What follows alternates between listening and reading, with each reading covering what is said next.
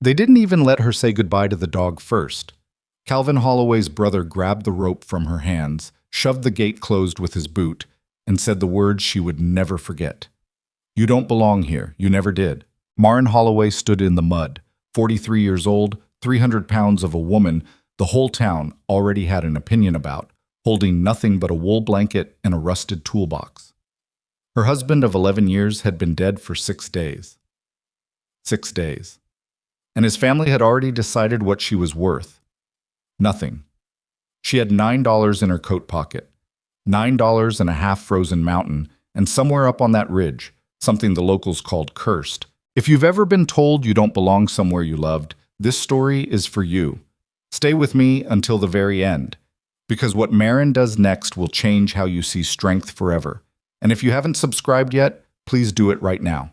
Hit that like button and drop your city or country in the comments below. I want to see exactly how far this story travels. Now, let's go back to the beginning. The morning her husband died, Maren had been making biscuits. That detail stayed with her, the flour still on her hands when Calvin's brother Holt rode up hard and fast from the south pasture, the horse's breath coming in great white clouds. And she'd known from the way he wasn't slowing down that something was already over. You learn to read bad news from a distance when you've lived long enough. You see it coming the way you see weather, not the storm itself, but the change in the light just before. Calvin had been thrown. The fence post had done the rest. By the time she reached him, he was already gone, and she had knelt in the frost beside him with flour still drying on her fingers and held his hand anyway. Because that's what you do. Even when it's too late, you hold on. Holt had stood 5 feet away and said nothing. He'd watched her the way a man watches a problem he's already decided how to solve. She should have understood then what was coming. But grief has a way of blinding you to everything except the loss itself. And Maren had loved Calvin Holloway in the complicated, imperfect way of two people who'd chosen each other against better advice from everyone around them. He'd been younger than her, lighter than her, from a family with land and livestock and a legacy that stretched back 2 generations in the Black Hollow Valley.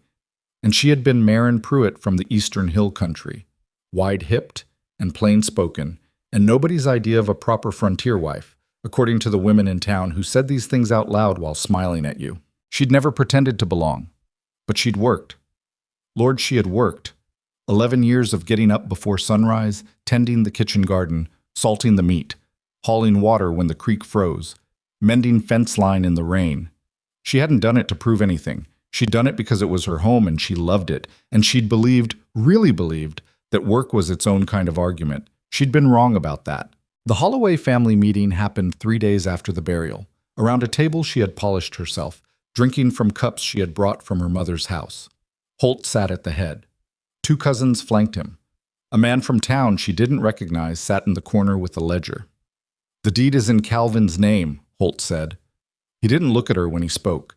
He addressed the middle of the table, the way men address a decision they've already finalized. "And Calvin named me executor." Maren set down her cup. "We were married 11 years. Common law out here doesn't carry the same weight as—" "I know what common law means," she said. "I'm asking what's right." That was her mistake. Not the words, the expectation behind them. She'd said it like a question with an answer. Holt looked up at her then, for the first time, and his face was the face of a man who had decided she wasn't a person he owed an explanation to. "You can take your personal belongings," he said. "We'll give you until Friday." Friday was 2 days away. She didn't cry at this table. She wouldn't give them that. She went upstairs to the bedroom she'd shared with Calvin and sat on the edge of the bed and pressed both palms flat against her thighs and breathed. The room smelled like him still. Pine soap and leather and something she couldn't name, something just his. She sat there until the light changed and the house got quiet below her, and then she got up and started making decisions. She didn't have many choices, and she knew it. The town of Black Hollow Ridge sat at the base of the mountain like something that had rolled downhill and stopped. About 300 people, a general store, a marshal's office, a feed barn, a church, a mill. The kind of place where everyone knew your business because there wasn't enough other business to fill the days. Maren had been walking into that general store for 11 years, and she still felt the slight pause when she came through the door, the almost imperceptible moment when conversation adjusted itself, became more careful, became aware of her. She was too large by the town's accounting, too loud when she laughed, too opinionated for a woman of her position. These were the quiet judgments that lived between the polite words and the sideways glances, and she had learned to carry them the way you carry a stone in your boot. You know it's there. You can't always stop to deal with it. You just keep walking. She went to see Geraldine Foss first, because Geraldine ran the boarding house and might have a room. Geraldine came to the door in her apron, looked at Marin on the porch with her blanket roll and toolbox, and her expression went through several things in quick succession before settling on something careful. "Marin," she said, "I heard about your situation. I need a room, just for the winter." Geraldine's hands worked the edges of her apron. "I've got families coming in from the Cartwright spread.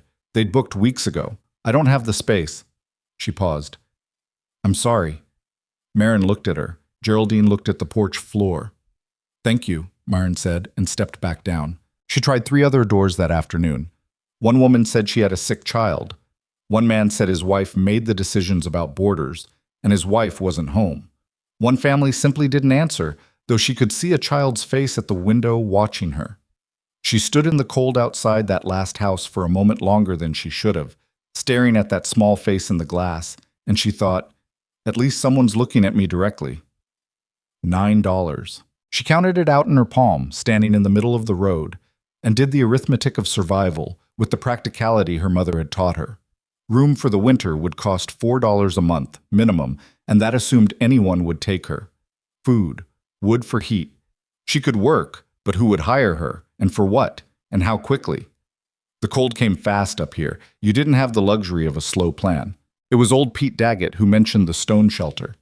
He hadn't even been talking to her, not exactly. He'd been talking to himself in that way old men do when they've been alone long enough, sitting outside the feed store with a coffee can between his boots, narrating the world as it passed. "Shame about that shelter up on the east face," he was saying as she walked by. "Outlaw built it back in the 40s. Stone walls, some kind of trick with the air vents. Marshall's been trying to unload it for 3 seasons. Marin stopped walking. "How much?" Pete looked up at her, squinting into the cold light. $9, I think. But nobody wants it. People say it's cursed. That outlaw hung himself inside." "Did he?" "That's the story." Marin thought for a moment. "What do you know about the air vents?" Pete scratched his jaw. "Nothing. Just that they run through the rock somehow. Strange way to build a thing." He paused. "You're not actually thinking to..." But she was already walking toward the marshal's office. Marshal Tate Orville was a reasonable man, which in this case meant he was honest about his confusion. He spread the deed across his desk and pushed it toward her without ceremony. "It's $9, and it's yours," he said. "I'll be straight with you, Mrs. Holloway. I'm selling it because I can't give it away. The place is falling apart. North wall's partially collapsed. Nobody goes up there." "Why $9? "That's what the county assessed it for, which tells you something about the county's opinion of it." He leaned back in his chair and studied her with the mild curiosity of a man who'd seen enough of human desperation to recognize it without judging it. "You've got somewhere to go tonight?" "I'll be fine," she said. He looked at her for a moment, then looked at the deed. "Mrs. Holloway, winter's coming in hard this year. People are saying it'll be the worst in 20 years. That shelter..." He stopped, tried again. "I don't want to be the man who sold a widow a death trap. Tell me what you know about the man who built it." He tilted his head. "Silas Crane. Ran from the law for about 15 years, never got caught, died up there in 1847, I think. Built that shelter himself over about 2 years. People who went up there afterward said it was unusual, way it held heat. Something about the way he'd run the vents through the rock." He shrugged. "Most figured he was just crazy, an outlaw genius with nowhere to put his mind." Marin's father had been a man who thought about air and stone the way other men thought about horses. He'd spent 30 years studying how buildings breathed, or didn't, and she had grown up as his assistant, his sounding board, his test subject in houses he was trying to heat more cleverly. She hadn't known what to do with that knowledge in her life here. It had sat in her, unused, for 11 years. She put $9 on the desk. "I'll take it," she said. She heard them laughing before she'd reached the edge of town. 2 men she half recognized from the mill, watching her from the feed barn doorway as she walked by with her blanket roll and toolbox, heading toward the mountain road. "Going up to the cursed shelter," one of them called out. "Better watch yourself, widow. Silas Crane'll get you in the night." The other one said something she couldn't fully make out, but caught the shape of something about her size, about the climb, about whether the stone walls could hold her weight. Laughter. She kept walking. She had learned, somewhere in the 11 years of sideways glances and careful adjustments, that the only answer to that kind of cruelty was movement. You just kept going. You made the next decision, and the one after that, and you let the laughter fall behind you like everything else that didn't serve a purpose. But she wasn't numb to it. That was the thing people assumed, that a woman who didn't react had stopped feeling. She felt it. She felt it in her shoulders, in the particular tightening of her jaw, in the way her breath changed for a moment before she steadied it. She felt it, and she filed it away in the place she kept things she couldn't deal with yet, the place that was getting crowded these days, and she climbed. The road up to the east face was more of a suggestion than a path. Steep, rocky, cut through with tree roots that had been heaving at the frozen ground for decades. Her boots were good boots. She'd made sure of that, among the personal belongings she'd packed. And she was strong in the way that large women who work frontierland are strong, which is a kind of strength that people don't notice because they're too busy thinking about what they think they see. She stopped twice on the climb. Not from exhaustion, from cold. The wind up here was a different animal than the wind at the base, mean and purposeful, pushing at her from the side as if trying to make a point. She pulled the blanket tighter and kept going. The shelter appeared around a rock ledge like something that had grown rather than been built. Low to the ground, thick walls, maybe 3 feet of stone at the base. The north wall had a partial collapse where several stones had shifted and toppled, leaving a gap near the roofline. The door, heavy, iron-hinged, hung crookedly but still functioned. She pushed it open and stepped inside. Cold. Of course it was cold. It had been abandoned for years. But she stood still for a moment and let herself feel what was in the air, the way her father had taught her.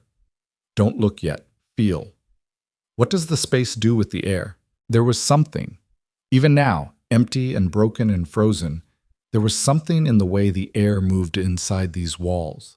A slowness, a quality of circulation she recognized the way you recognize an accent you grew up hearing. The vents. 4 of them, she would later count, positioned at angles through the rock that didn't make sense until you understood what Silas Crane had understood. Stone doesn't just block cold.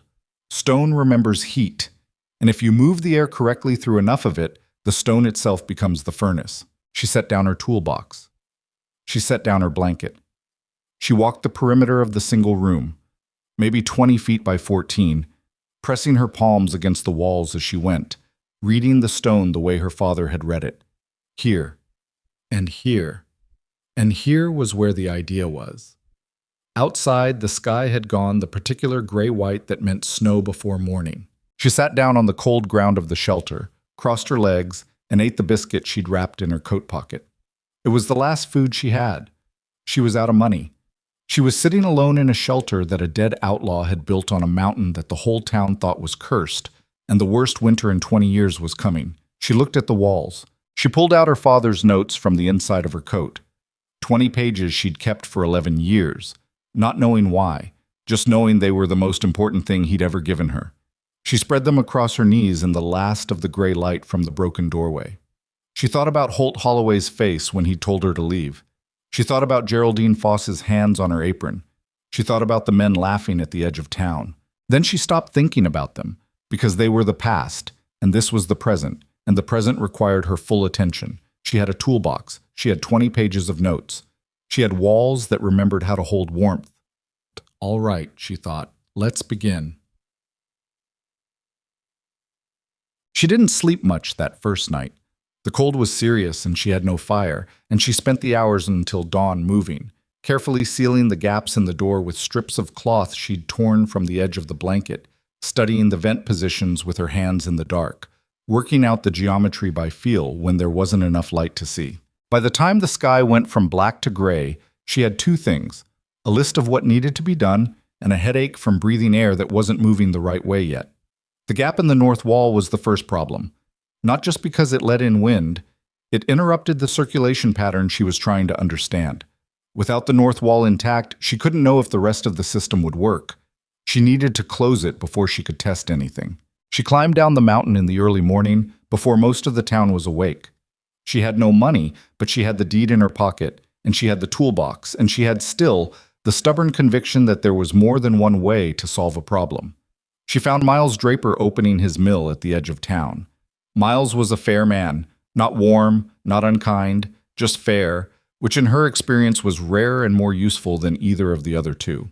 "I need stone," she said, "enough to close a gap in a north wall, about 6 feet by 3 feet. He looked at her. "You're the one who bought Crane's shelter." "I am." "Word travels," he said, not unkindly. "What are you offering?" She had thought about this on the way down. "I can work. Whatever you need for a week, mending, hauling, sorting. I'm strong and I'm reliable, and I'll do it in addition to whatever else I need to manage up there." I was quiet for a moment. She could see him calculating. Not cruelty, just practicality. "I don't need a week of work, but I've got a load of sorted stone that came in from the Whitmore claim.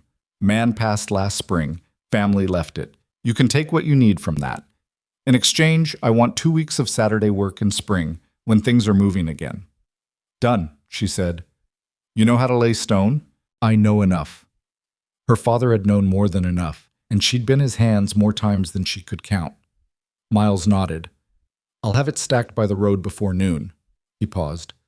"Mrs. Holloway, a lot of people aren't going to understand what you're doing up there." "I know. I just wanted to say that's their problem, not yours."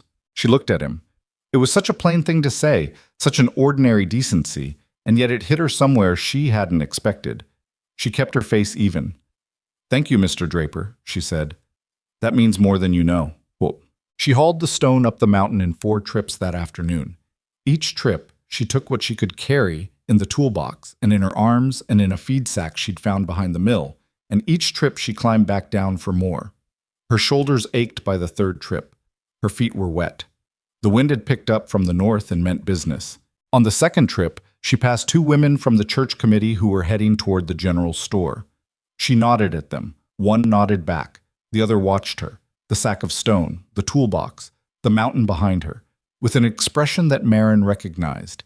It was the expression of someone watching a person make a mistake they don't feel responsible for preventing. She didn't stop to explain herself. On the 3rd trip, a boy of about 10 fell into step beside her for a moment, looking at the stone in her sack with open curiosity.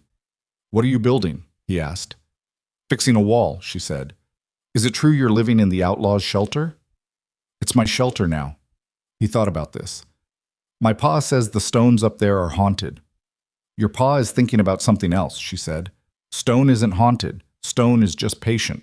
The boy looked at her sideways for a moment, then peeled off at the next cross street without another word. But he was thinking about it. She could see that in the way he was walking. She hoped he'd think about it for a while.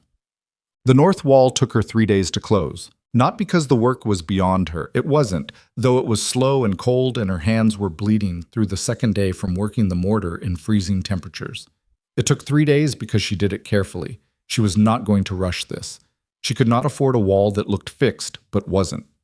The mortar had to seat properly. The stones had to be positioned at the angles that Crane had originally used, and she had to work around the vent channel that ran through the section of the collapse without disturbing it. She messed up the mortar mix the first morning. Too much water, too cold. It frosted before it could set. She spent an hour furious at herself, scraping it back out, starting again. She made herself stop and think before she mixed the 2nd batch. Slower. Think it through. Don't do the thing faster. Do the right thing at the right speed. On the 2nd evening, a section she'd laid that morning shifted and 2 stones came loose, dropping to the floor with a sound that made her close her eyes for a moment. She sat on the ground with her back against the wall and let herself feel how tired and cold and slightly hopeless she was. She didn't fight the feeling. She'd learned that fighting feelings was like fighting weather. You just wore yourself out, and it kept doing what it was doing anyway, so she let it come, and then she let it go. She ate the last of what she'd managed to trade for at the mill, a heel of bread, some dried apple. And she studied her father's notes again by the light of a candle she'd traded a button for. The diagram on page 11. The one he'd called the passive stack, the principle that warm air rising through the ventilation channels would create a continuous circulation that pulled cold air down and across the stone, warming it, cycling it, building heat in the walls themselves over hours until the walls became the heat source. It required the structure to be essentially sealed. No large gaps, no broken flow. She had to get the north wall right. She worked through the third day without stopping for anything except water, and by the time the light was gone, she had a wall. Rough. Not pretty, but solid and sealed, and placed correctly around the vent channel so the air could still move the way Crane had designed it to move. She pressed her palm against the stone. Cold, still. Of course, but right. It felt right the way a thing feels when it's been put in its proper place, when the logic of it has been followed correctly to its conclusion. She wrapped herself in the blanket and sat against the east wall. The wall her father's note said would be warmest once the system was working, and she waited. She was still awake 2 hours later when she felt it. Not heat, not yet. Something subtler. The air in the room had changed quality. It wasn't moving the same way it had been moving. The draft that had been coming from somewhere, from small gaps she hadn't found yet, had altered its direction. The circulation had started. The air was beginning to do what she needed it to do. She pressed her back more firmly against the east wall, and there, faint as a rumor, easy to convince herself she was imagining, a trace of warmth in the stone. Maren Holloway put her face against the wall and breathed. Outside, the first serious snow of the season had begun to fall across Black Hollow Ridge. Down in the valley, people were stacking wood and checking their shutters and pulling their families close against what was coming. The worst winter in 20 years. Up here, in the dark, in the shelter that a dead outlaw had built and a widow had bought for $9, something was beginning. She didn't celebrate. She didn't let herself believe too much yet. She was not a woman who trusted easy victories, but she pressed her palm against the east wall one more time, and this time she was certain. The stone remembered. She woke the next morning with her back against the east wall and the blanket pulled up to her chin, and the first thing she registered, before the cold in her feet, before the gray light coming through the vent slits, before the hunger that had been her constant companion for 4 days now, was that the air smelled different. Not warmer. Not yet warm enough to call it that. Not with the temperature outside dropping the way it had been. But the air had changed the way air changes when it's been circulating through stone long enough to pick up something from it. A mineral quality. A stillness that wasn't stagnation. She'd noticed it in her father's experimental structures as a child. That particular quality of air that had learned how to move correctly. And now it was here, in this room, and she allowed herself 30 seconds of something that wasn't quite hope and wasn't quite satisfaction, but lived in the neighborhood of both. Then she got up because she had work to do. The list she'd made her third night in the shelter had 14 items on it. She'd crossed off 2, the north wall repair, the initial mortar seal around the doorframe. 12 remained, and some of them were going to require things she didn't have yet. Specific materials, specific information, and in 1 or 2 cases, the kind of precision that required daylight and patience she wasn't sure she could sustain, given that she was also simultaneously managing the problem of not starving. The food situation was what it was. She'd been trading small amounts of labor for small amounts of food, a half-day's work mending at the mill in exchange for dried beans and a bit of salt pork, an hour splitting kindling for old Pete Daggett in exchange for a jar of preserves and a heel of cheese. It was enough to keep her functional. Not enough to make her comfortable, but she'd decided early on that comfort was a later problem. Survival was the immediate project. She climbed down the mountain before the morning had fully opened and went to the marshal's office, not because she needed Tate Orville specifically, but because he had access to something she did. The inventory of the late Silas Crane's possessions that had been cataloged when the shelter was first assessed by the county. She'd remembered him mentioning it, offhand, when she'd bought the deed. It had sat in the back of her mind ever since. Orville was already at his desk with a coffee cup and a stack of papers that looked like they'd been there for days. He looked up when she came in, and his expression did the thing faces do when they register information they weren't expecting. A small recalibration, quickly smoothed over. "Mrs. Holloway," he said, "how are things up there?" "Progressing," she said. "I need to look at the Crane property inventory. You mentioned the county cataloged it." He considered her for a moment. "May I ask why?" "Because Crane left notes on the ventilation system, and I'm fairly certain those notes are in the inventory, and nobody's read them. Nobody would have known what they were looking at." Orville set down his cup slowly. "How do you know there were notes?" Because the man spent 15 years designing and building a structure based on a principle that most people don't know exists. You don't do that by instinct alone. He had to have worked it out on paper first. She paused. My father used to say that a man who builds with his hands always draws with his hands first. Orville looked at her for a long moment, not dismissively, but with the careful attention of someone reassessing a situation. Then he got up and went to a cabinet in the back of the room and came back with a battered wooden box. County sent this over when the property passed to us, he said, setting it on the desk. I haven't gone through it thoroughly, figured it was just junk left by a criminal. She lifted the lid. Inside, a tin cup, a belt buckle, a rusted blade of no particular interest, 3 rolled pieces of paper tied with a strip of leather, and a small notebook with a cracked spine. She reached for the notebook first. The handwriting was cramped and slanted and took her several minutes to orient herself to, but once she did, she felt the breath leave her in a slow exhale. It was exactly what she'd hoped for and more than she'd expected. Silas Crane had not simply built intuitively. He'd worked out the mathematics of his ventilation system with a precision that suggested either formal education he'd kept hidden or a mind that had arrived at formal conclusions through its own determined logic. The notebook contained 22 pages of calculations, diagrams, and marginal notes in a shorthand she had to decode slowly. Can I borrow this? She asked. Orville looked at the notebook. That's county property. I'll return it. He thought about it. Keep it careful, he said finally. She tucked it inside her coat. She was almost to the door when he spoke again. Mrs. Holloway. She turned. He was looking at his coffee cup. People are talking about what you're doing up there. I know. Not kindly. I know that too. He nodded. He didn't offer anything more, and she didn't ask for it. But as she walked back out into the cold, she understood that Tate Orville was a man who said things sideways when he meant them directly, and what he'd meant was, be careful, because the cruelty is going to get louder before it gets quieter. She already knew. She climbed back up the mountain. But the Crane notebook changed everything. Not immediately. Spent the better part of 2 days working through it, sitting against the east wall in the afternoons when the light from the vent slits came in at the best angle, translating Crane's cramped shorthand into diagrams she could work from. He'd made mistakes. She could see that. There were crossed-out sections, recalculations that overrode earlier ones, a whole page that appeared to be a failed approach he'd abandoned partway through and started over. The imperfection of it was, paradoxically, what made her trust it. A fabricated document would have been clean.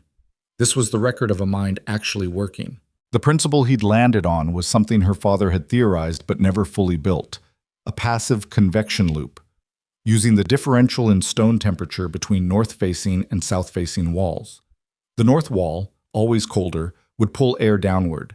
The south and east walls, which received what sun there was, would push air upward.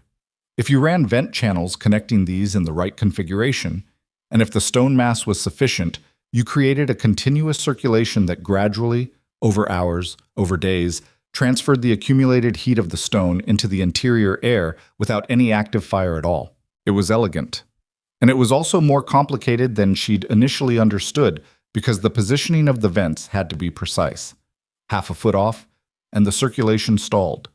The channel she'd been worried about on the north wall repair, the one she'd been careful to preserve, turned out to be critical in a way she hadn't fully grasped until she read Crane's 8th page of calculations.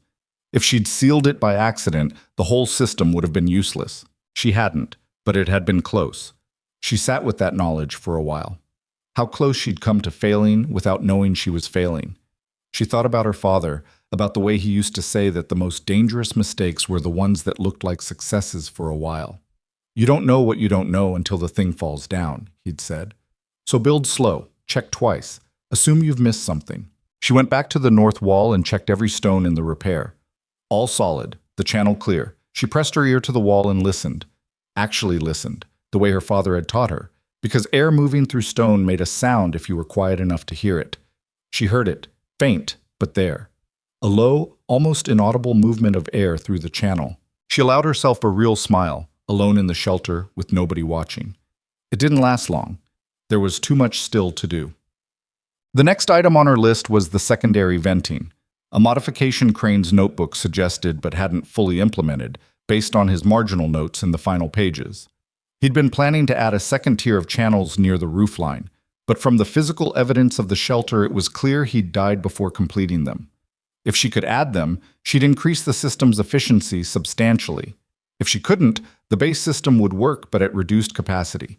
Enough to take the edge off the cold, not enough to create the kind of reliable interior temperature she was aiming for. The problem was the roofline work required a specific tool she didn't have, a long-handled chisel with a particular taper for working at angles in confined stone channels. She had chisels, not the right one. She went back to Miles Draper. He was in the mill yard when she arrived, directing 2 workers who were loading a wagon with dressed timber. He glanced at her and held up a finger. "Wait," finished his instruction, then came over. "Mrs. Holloway, what is it this time?" "I need a tapered long-handled chisel, 8-inch minimum, angled head. Do you have one or know who does?" He thought. "Kessler might. He does finish stonework on the East Claims." He paused. "You're doing stonework up there?" "Roofline modification." He looked at her with the particular expression of a man who kept revising his expectations upward and wasn't entirely comfortable with the fact. "What exactly are you building?" She considered how to explain it. "You know how a fireplace draws air up the chimney?" "Obviously."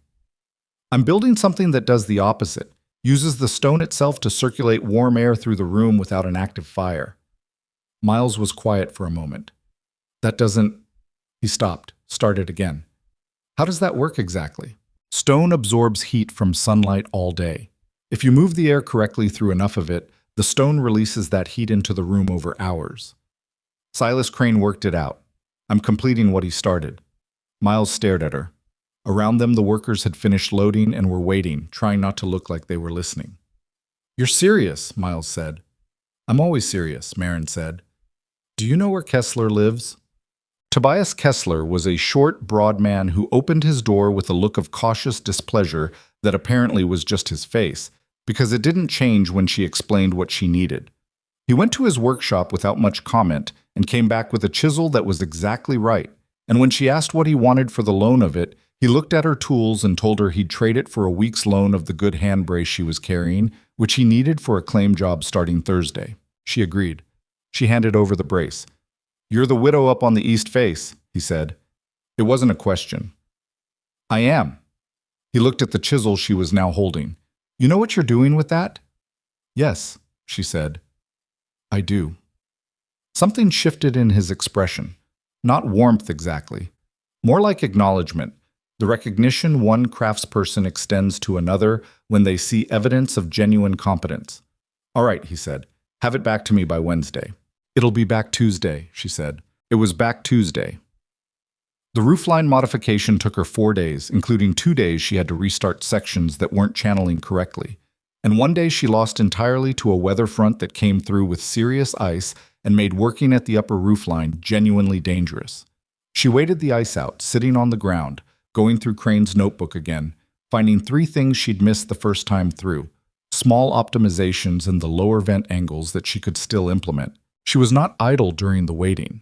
She had learned, early in her marriage to Calvin, that waiting and resting were not the same thing.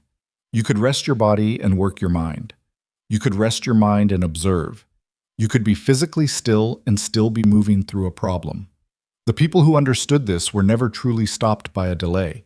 The people who didn't understand it went crazy waiting for the ice to melt. She finished the roofline channels on a Thursday morning and sealed them before noon, and by Thursday evening, the difference was unmistakable.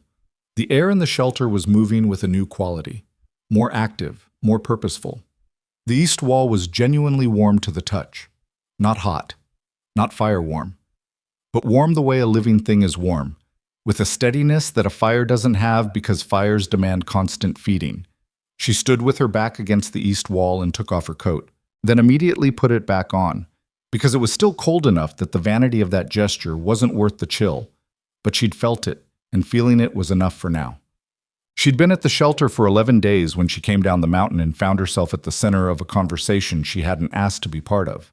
She heard her name before she saw the people saying it. She was coming around the south end of the feed barn when she caught it.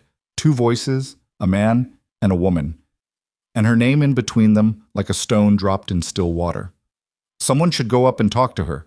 It's not responsible to just let her. "Vera, she's not our concern." She's going to freeze to death in that shelter, and people are going to say we didn't say anything. Marin rounded the corner and nearly walked into Vera Hutchins and her husband Dale, both of whom had the identical expression of people caught saying a thing they meant but hadn't planned to say out loud in front of the subject. Vera recovered first, which was typical. She was the kind of woman who always recovered first. Marin, she said, we were just— I know what you were just, Marin said. Not unkindly, just directly. And I appreciate it, Vera. I do. But I'm all right. Are you? Vera's voice had a gentleness in it that was genuine, which somehow made it harder to hear than cruelty would have been.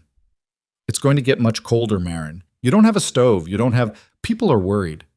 Which people? Marin asked. A pause. Well, myself and Dale and Reverend Doyle has mentioned it, and the Cartwright family said they saw you working up there in the ice last week. I wasn't working in the ice. I was waiting for it to melt. Marin shifted the canvas bag on her shoulder. Vera, I know you mean well, but the shelter is coming along. It's more solid than it looks and warmer than you'd expect, and I have it in hand. When I don't have it in hand, I'll say so. Vera looked at her husband. Dale looked at the ground in the way of a man who had learned that this was the appropriate response to conversations between two women with strong opinions. What are you doing up there exactly? Vera asked. People are saying things? I imagine they are, Marin said. They say you're not using any fuel. I'm using very little fuel. But how? The stone holds heat, Marin said. If you move the air correctly, the stone releases it into the room. Silas Crane designed it. I'm finishing what he started. She paused. Vera, have you ever been in a cave in summer? Vera blinked. What? A cave. In summer. You walk in out of the heat and it's cool inside. That's the stone. Stone holds temperature. In winter, the same principle works in reverse. If the stone has absorbed enough heat from the autumn sun, and if you manage how the air moves around it, it releases that heat slowly over hours, over days. It doesn't happen as fast as a fire. But it doesn't go out either. Vera was quiet for a moment. Dale had looked up from the ground. That can actually work? Dale asked. It's working now, Marin said. Go up and put your hand on the east wall sometime. She walked on. Behind her she heard Dale say, in a low voice, Huh. And Vera say, Don't you start getting ideas, Dale Hutchins. She walked back to the general store, made her trades, and climbed back up the mountain. She'd been in the shelter for 17 days when Reverend Doyle came up to see her. She heard him before she saw him. He was not a man built for mountain trails, and he announced himself with the particular breathing of a man who had underestimated the climb. She was working on the east interior wall, applying a clay and ash mixture her father's notes described as a heat retention coating, when the sound reached her and she came to the door. Doyle was a man of perhaps 60, white-haired, methodical, the kind of earnest that comes from genuinely believing in what you say. He stopped 6 feet from the door and collected himself with the dignity of a man who refused to let physical exertion compromise his authority. Mrs. Holloway, he said when he'd recovered his breath. Reverend Doyle. She stood aside. Come in. He came in.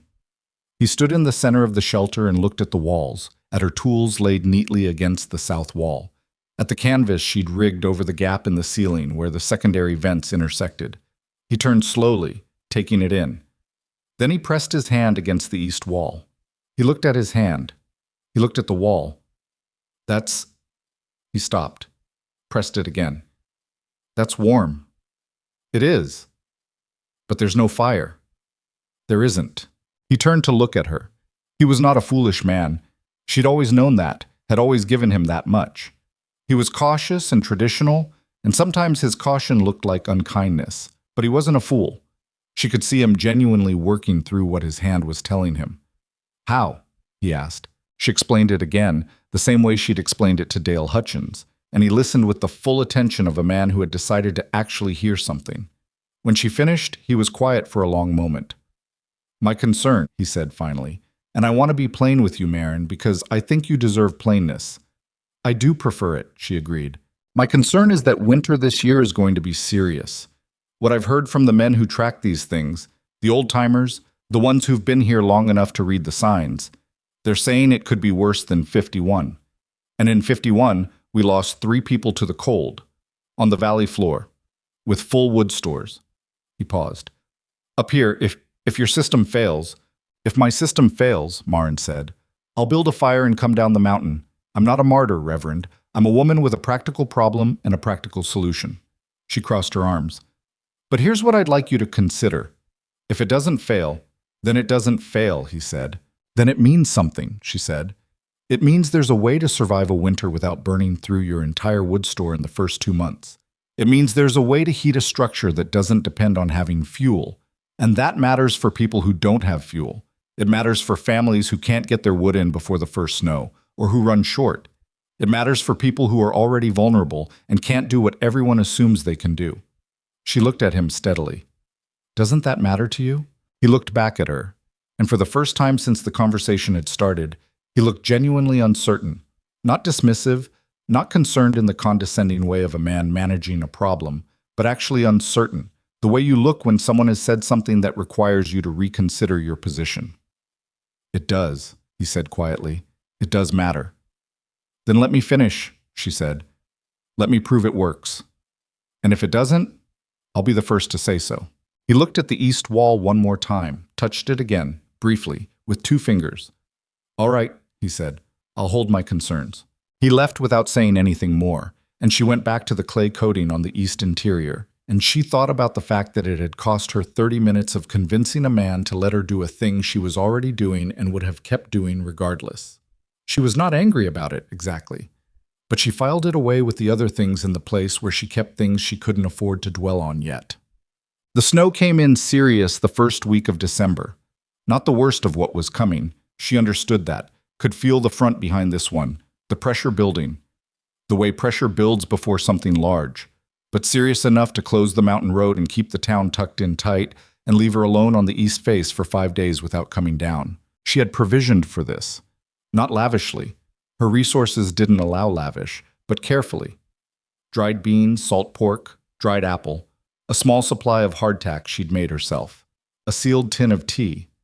Enough for 2 weeks if she was reasonable about it. She'd brought up 2 5-gallon containers of water 3 days before the snow hit, because she understood that melting snow for water cost heat she couldn't afford to waste. The first day of serious snow, she sat in the shelter and watched the temperature drop through the gap under the door. She'd installed a piece of felt to reduce the draft, but she could still gauge the outside cold by feel, and she monitored the interior. The system held, more than held. The east wall was the warmest she'd felt it. Significantly warm now, not just on the surface warm, but deep into the stone warm, which was what her father had said was the sign you were looking for. The surface temperature was a secondary indicator. The deep temperature was the thing that mattered, because the deep heat lasted. Surface heat dissipated. Deep heat lingered for hours, for days, radiating slowly outward at a rate that was neither exciting nor dramatic, but was, in its way, extraordinary, steady, reliable, unconsumed. The interior of the shelter, while not warm in the way a fire-heated room was warm, was consistently above the temperature at which prolonged exposure became dangerous. She could sit in it without a coat if she was active. She slept in the coat still, and she wasn't comfortable by any stretch. But she was not in danger. She was not in danger. That realization sat with her differently than she expected. She'd been so focused on the doing of it, the problem-solving, the daily work, the constant management of small failures and small successes, that she hadn't fully stopped to feel what it meant to have arrived here. Alone. With $9 and a dead man's notebook and a father's education that nobody in this town had ever thought to ask about. She hadn't thought to offer it either. That was fair.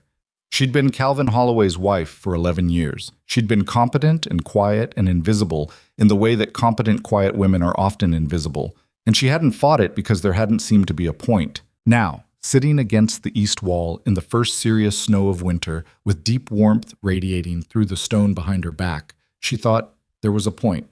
There had always been a point. She ate a small portion of her beans and allowed herself a cup of tea, which felt like an extravagance and probably was.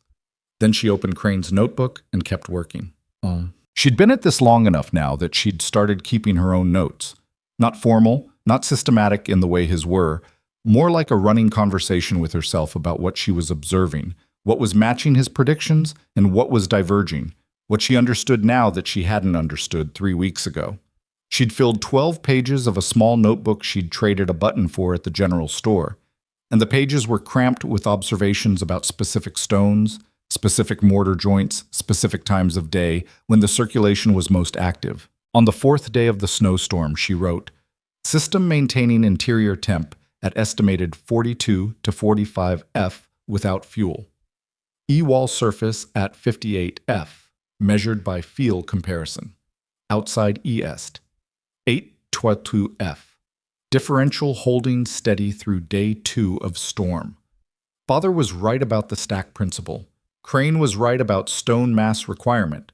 Neither of them wrote down what I am learning now, which is that the human patience required to manage this system is its own kind of technology. She read that last line back and thought it was probably the truest thing she'd written in years.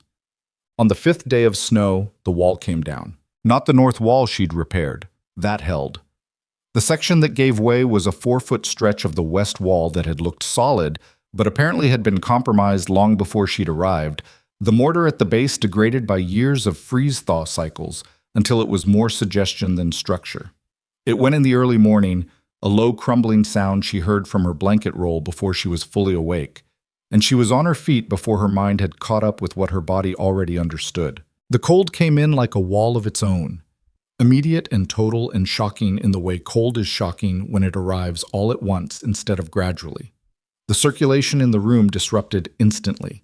She could feel it in the air, the particular wrongness of air that has lost its direction and is just moving in confusion instead of with purpose. She stood in the early morning dark and felt the interior temperature of the room dropping while she watched, and she thought, with a clarity that was beyond panic, assess, don't react, assess. The gap was roughly 3 feet wide and 4 feet high at its tallest. Positioned on the west face, which didn't have an active vent channel, that was something. The vents themselves were undamaged. The stones were down, but she could see them there on the ground, most of them intact, not broken. This was repairable. Not today. She didn't have mortar pre-mixed, and she couldn't mix mortar in these temperatures. But it was repairable. Tonight, however, was tonight. She moved fast. She pulled the canvas she'd rigged over the secondary vent junction, which was no longer needed in the same way. She'd found something she needed more. She fitted it over the gap in the west wall, pressing it into the rough edges of the broken stone line and wedging it with pieces of wood from her tool pile at the corners and bottom. It wasn't a wall. It was barely a barrier. But it reduced the direct air intrusion by perhaps 70%, which was enough to let the circulation begin re-establishing itself. She rebuilt the door seal. She pulled on everything warm she had. She sat against the east wall and waited for the system to recover. It took 4 hours.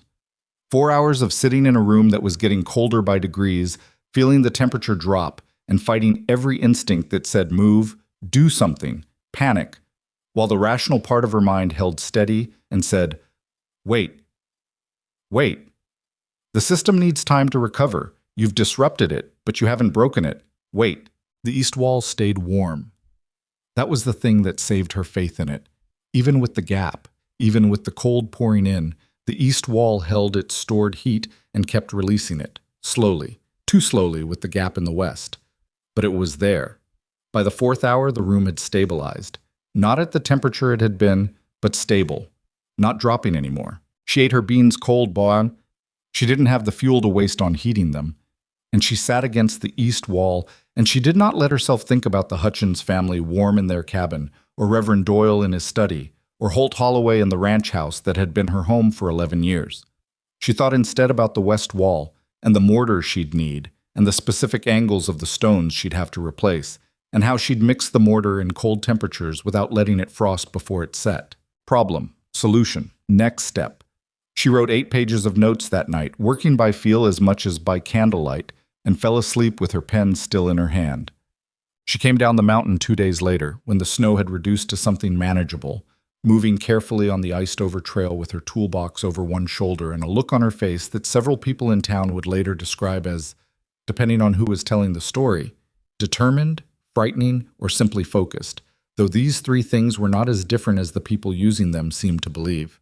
She went straight to Miles Draper. "I need mortar materials," she said, "and advice on cold weather setting. I've got a repair to do." He looked at her face. He did not make the mistake of asking if she was all right. What type of stone? He asked. Sandstone mostly. Some granite facing. He nodded, turned, went into the back of the mill without another word.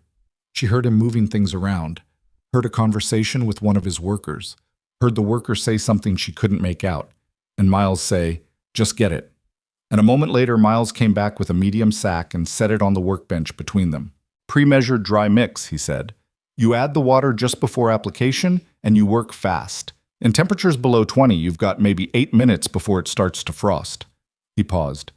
You'll want to heat the stones you're setting against. Even body heat helps. Press your hands on them before you lay the mortar. I know, she said. But thank you. He looked at her. The wall came down? Word traveled. Part of the west wall, she said. 4 feet. I've got it covered with canvas, but I need it solid before the next front. Miles was quiet for a moment.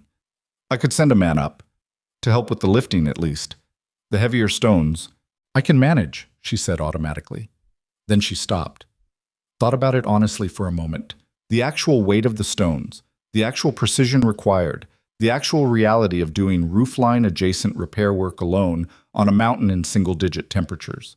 She had learned, in her father's workshop, that there was a difference between stubbornness and stupidity, and that the difference mattered most when you were tired and cold and wanted to prove something. Actually, she said, if the man knows stone, yes, for the lifting. I'll direct the placement. He knows stone, Miles said.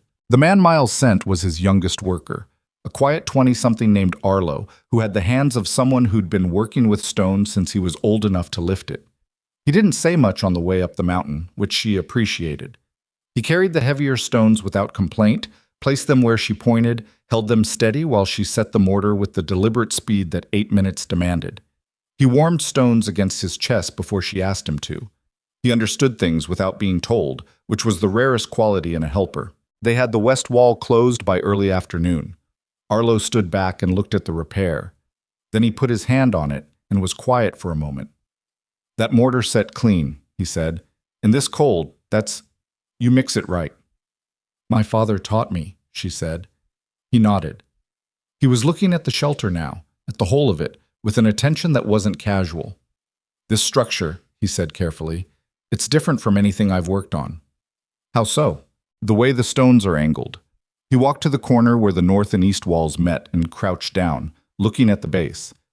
These aren't sitting flat. They're tilted. Not much, but they're tilted inward at the base. He looked up at her. That's deliberate. It is, she said. Channeling. He looked at her. For what? She explained it. He listened the way Miles had listened, with the attention of someone genuinely revising their understanding. When she finished, he was quiet for a long time. Then he put his palm against the east wall. That's warm, he said. I know. From the stone. From the stone. He stood up and looked at her with an expression she couldn't fully read. Surprise, and something underneath the surprise that was less comfortable. Why doesn't everyone build this way? He asked. It was such a plain question, and she had thought about it so many times that she answered without thinking. Because the people who figured it out didn't look like the kind of people who figured things out, she said. So nobody paid attention. Arlo was quiet for a moment. Then he nodded once, as if something had been confirmed rather than introduced. I'll tell Miles the wall is solid, he said. He picked up his tools. You need anything else up here, Mrs. Holloway? Marin, she said. He looked at her, a brief recalibration. Marin, you need anything else? You can ask me directly. I'm usually at the mill before first light. She thanked him, and he went back down the mountain, and she stood in front of the closed west wall and ran her fingers along the fresh mortar lines, and then went inside and sat against the east wall and felt the warmth coming back up, the circulation restoring, the room settling into itself again like something that had been briefly interrupted and was now resuming its purpose. Outside, the sky was gray and low, and the mountain was very quiet. She thought about Arlo's question. Why doesn't everyone build this way? She'd answered it with the first true answer that came to mind, but there was a second answer underneath it, one she'd been carrying without finding words for it, because most people didn't have the patience for a solution that worked slowly. A fire was immediate. You built it, it burned, you were warm. This required weeks of work and days of waiting and the willingness to sit in the cold trusting a process that hadn't delivered yet. Most people would choose the fire. Most people did, and that was fine. Fire worked. Fire had always worked. But fire had a requirement that this didn't have, which was fuel, and fuel ran out. And this winter that was coming was going to be the kind of winter that made that difference matter in ways people hadn't been planning for. She spread Crane's notebook across her knees. She opened her own notes beside it. She had 3 more items on her original list of 14, and she intended to have them done before the next front came in. She was not done learning. She was not done building. And somewhere below her, in the town that had laughed at her and dismissed her, and in some cases tried in its decent, limited way to help her, people were stacking wood and praying it would last. And none of them yet understood what she understood, sitting against a warm stone wall on a mountain at the edge of the worst winter anyone still living had ever seen. The stone held the heat. The heat held steady, and Maren Holloway held on. The 3rd week of December arrived without announcement and without mercy. Maren had been watching the sky for 4 days before it happened. The particular color the clouds went, not the regular gray of a coming storm, but something flatter, something that absorbed light instead of diffusing it, a color her father had called dead sky gray and said meant a front was coming that had been building for a long time and had stored up a lot of intention. She'd seen it twice in her life before this. Once when she was 11, when the storm took out 3 barns on the East Hill country, and her father had stood at the window and said quietly, "This is going to be one of those." And once in her 3rd year of marriage to Calvin, when the drifts had reached the eaves and they'd been snowbound for 9 days. This sky was worse than both of those. She came down the mountain on the 19th of December with 2 purposes: to trade the last of the small labor credits she'd built up with Miles Draper for as much dry food as he could help her acquire, and to tell Marshal Orville what she thought was coming. Not because she was certain of anything. She was a woman with a dead man's notebook and a father's instinct, not a weather authority. But because the instinct was strong and the potential cost of being wrong in the other direction was higher than the cost of being wrong in this one. Orville was at his desk when she arrived, talking to a man she recognized as Hector Strand, who ran the biggest cattle operation on the valley floor. Strand was a wide-shouldered man of around 50 who had the specific kind of confidence that comes from having been right about things for a long time. He looked at her when she came through the door with the polite, minimal attention he would give a piece of furniture. "I'll come back," she said. "No, stay," Orville said. Something in his voice made her stop. "We're talking about the same thing you're here about, I think." She looked at Strand. He looked at her. A small recalibration in his expression. Not warmth, just a revised category. She'd gone from furniture to something that at least required acknowledgement. "You're the woman on the east face," he said. "Maren Holloway," she said. He nodded once. "I've heard things." He didn't clarify what things. "What's your read on the sky?" She told them. Not with drama. Drama was how you got dismissed. She told them the way her father had told things, plainly and in sequence, with the evidence laid out before the conclusion. The cloud color, the barometric feel of the air, the direction the wind had shifted in the last 48 hours, the behavior of the birds she'd been watching from the shelter ridge, who had moved to lower ground 3 days earlier than they should have for a normal storm front. Strand listened. He was quiet for a moment when she finished. "The birds are consistent with what my old hand is saying," he admitted. His tone was the tone of a man making a concession that cost him something. "He's been at this ranch for 30 years, says he hasn't seen the signs align like this since 51, Maren said. Strand looked at her. "Yes." Orville leaned back in his chair and looked at the ceiling. "We lost 3 people that year," he said, "on the valley floor, with full wood stores." "I know," Maren said. "I need to know who in town is short on fuel." She looked at Orville. "I'm not asking out of charity. I'm asking because I may have a way to help, and I need to know where the help is needed before I can plan." Orville and Strand exchanged a look that contained a conversation she wasn't privy to. Then Orville reached into his desk drawer and pulled out a folded paper. "I've been keeping a list," he said. "People who came to me with concerns. Widows, families that got their wood in late, a few of the claim operations that are understaffed." He set the paper on the desk. 7 households. She looked at the list. 7 households in the valley floor, 6 more on the outskirts. 13 families with insufficient fuel going into what both she and a 30-year cattle hand and the dead sky cloud cover overhead were suggesting could be the worst storm in a generation. She took out her own notebook and copied the names. "What are you going to do?" Strand asked. "I'm going to go talk to each one of them," she said, "and tell them what I know about managing cold with what they have." She paused. And I'm going to suggest they might want to know where the shelter is, in case it comes to that. Strand looked at her steadily. You think it'll come to that? She didn't answer that directly. I think it's better to know where the shelter is before you need it than to need it and not know, she said. She took the list and left. Behind her, she heard Strand say something low to Orville, and Orville's response, but she was already through the door and into the cold air and moving. She spent the next 3 days going door to door. It was harder than she'd expected, and not because of the physical effort she could manage. What was hard was the particular social arithmetic of showing up at someone's door with knowledge they needed but hadn't asked for, while being a person they had already decided things about. She could see it in the first 3 seconds of every door opening.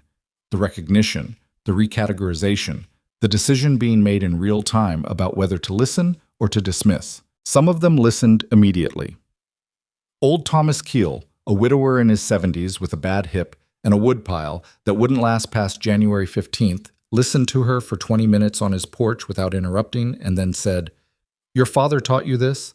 And when she said yes, he said, "Good man," in a tone that meant he accepted the source and therefore the information.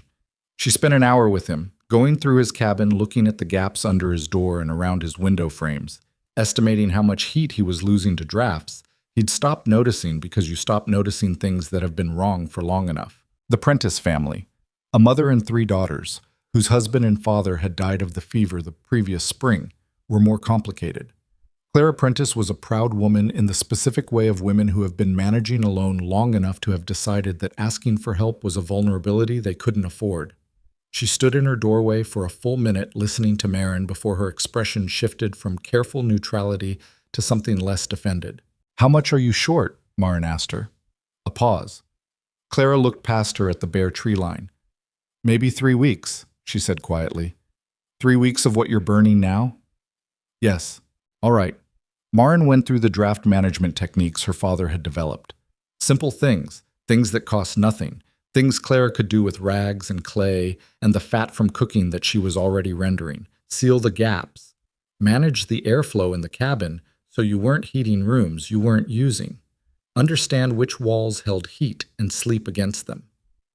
3 weeks of fuel used at 60% efficiency becomes 5 weeks, Marin said. You lose efficiency to every draft, every room you're not in, every hour you let the temperature drop below the point where the walls are still giving back heat. Clara was quiet. Then she said, "Why are you doing this?" It was the question that kept coming up. She had an answer prepared by the 3rd door, and it was true, but it wasn't complete. Because I know something useful, and Winter doesn't care whether I share it or not. The complete version was more complicated. It had to do with 11 years of invisible competence, and $9 and a dead man's wisdom, and a town that had laughed at her going up the mountain. She was not going to change the town by being angry at it. She was not going to prove anything by keeping her knowledge to herself. The only argument that actually mattered was whether people were warm or frozen when February ended. "Because it's useful," she told Clara. "That's all." Clara nodded. She didn't say thank you. She wasn't the kind of woman who said thank you easily, and Marin respected that. But when Marin left, the youngest daughter, who was maybe 7, pressed a small biscuit into her hand at the door. She ate the biscuit on the road, and it was the best thing she'd tasted in 2 weeks. She made it to 9 of the 13 households before the storm hit. The remaining 4 she had to abandon when the sky went from dead gray to the particular yellow-white that meant hours, not days. She climbed the mountain with what she had. Her food supply was reasonable, her water stores were full, the west wall was solid, the mortar had set clean and hard in the cold the way Arlo's good mix had allowed it to. She'd added one more modification in the previous week that she hadn't told anyone about, partly because she hadn't been sure it would work, and partly because explaining it would have required more patience than she had for the questions it would generate. She'd extended the east wall's heat storage capacity by adding a secondary interior facing of flat stone laid at the angles. Crane's notebook specified for maximum surface area, more stone mass, more stored heat, more thermal buffer for exactly this kind of extended storm. She got inside, sealed the door, and sat down to wait. The storm arrived at midnight and did not stop for 6 days. She knew it was bad from the first 12 hours. The sound was the indicator, not just wind, which she'd heard plenty of, but the quality of the silence between the gusts, which was the silence of a world that had been shut down rather than merely covered. No birds, no creak of trees moving, just the periodic assault of the wind against the stone walls, and then a stillness so complete it felt pressurized. The interior temperature held at 43 degrees by the second day. She had a rough thermometer, a tube of water with markings she'd calibrated by comparison to one she'd borrowed from Orville before the storm, and she checked it every 4 hours and wrote it in her notebook. 43. 42. 44 when the sun was at the right angle even through the cloud cover. The stone was doing what the stone was supposed to do. She was not comfortable. She was wearing everything she owned, and she was eating less than she should to preserve her supplies. And there were hours when the wind found some gap. She hadn't sealed and came through cold and mean, and she had to locate it and stuff it with whatever she had on hand. But she was not in danger. That was the part that she kept returning to, sitting against the east wall in the long dark hours, running her hand over the warm stone, the way you might run your hand over something that had surprised you by being exactly what it claimed to be. She was not in danger.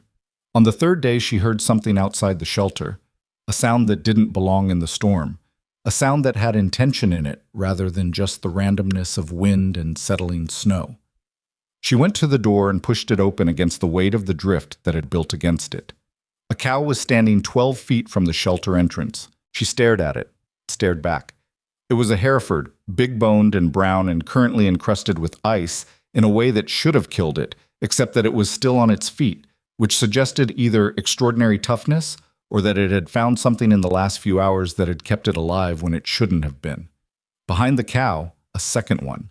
And behind that, the figure of a man she recognized even at distance, through the blowing snow, by the particular set of his shoulders. Hector Strand, who was leading 2 cattle that could barely walk, moving with the deliberate care of a man who understood that one wrong step on iced rock in this wind was going to be a serious problem.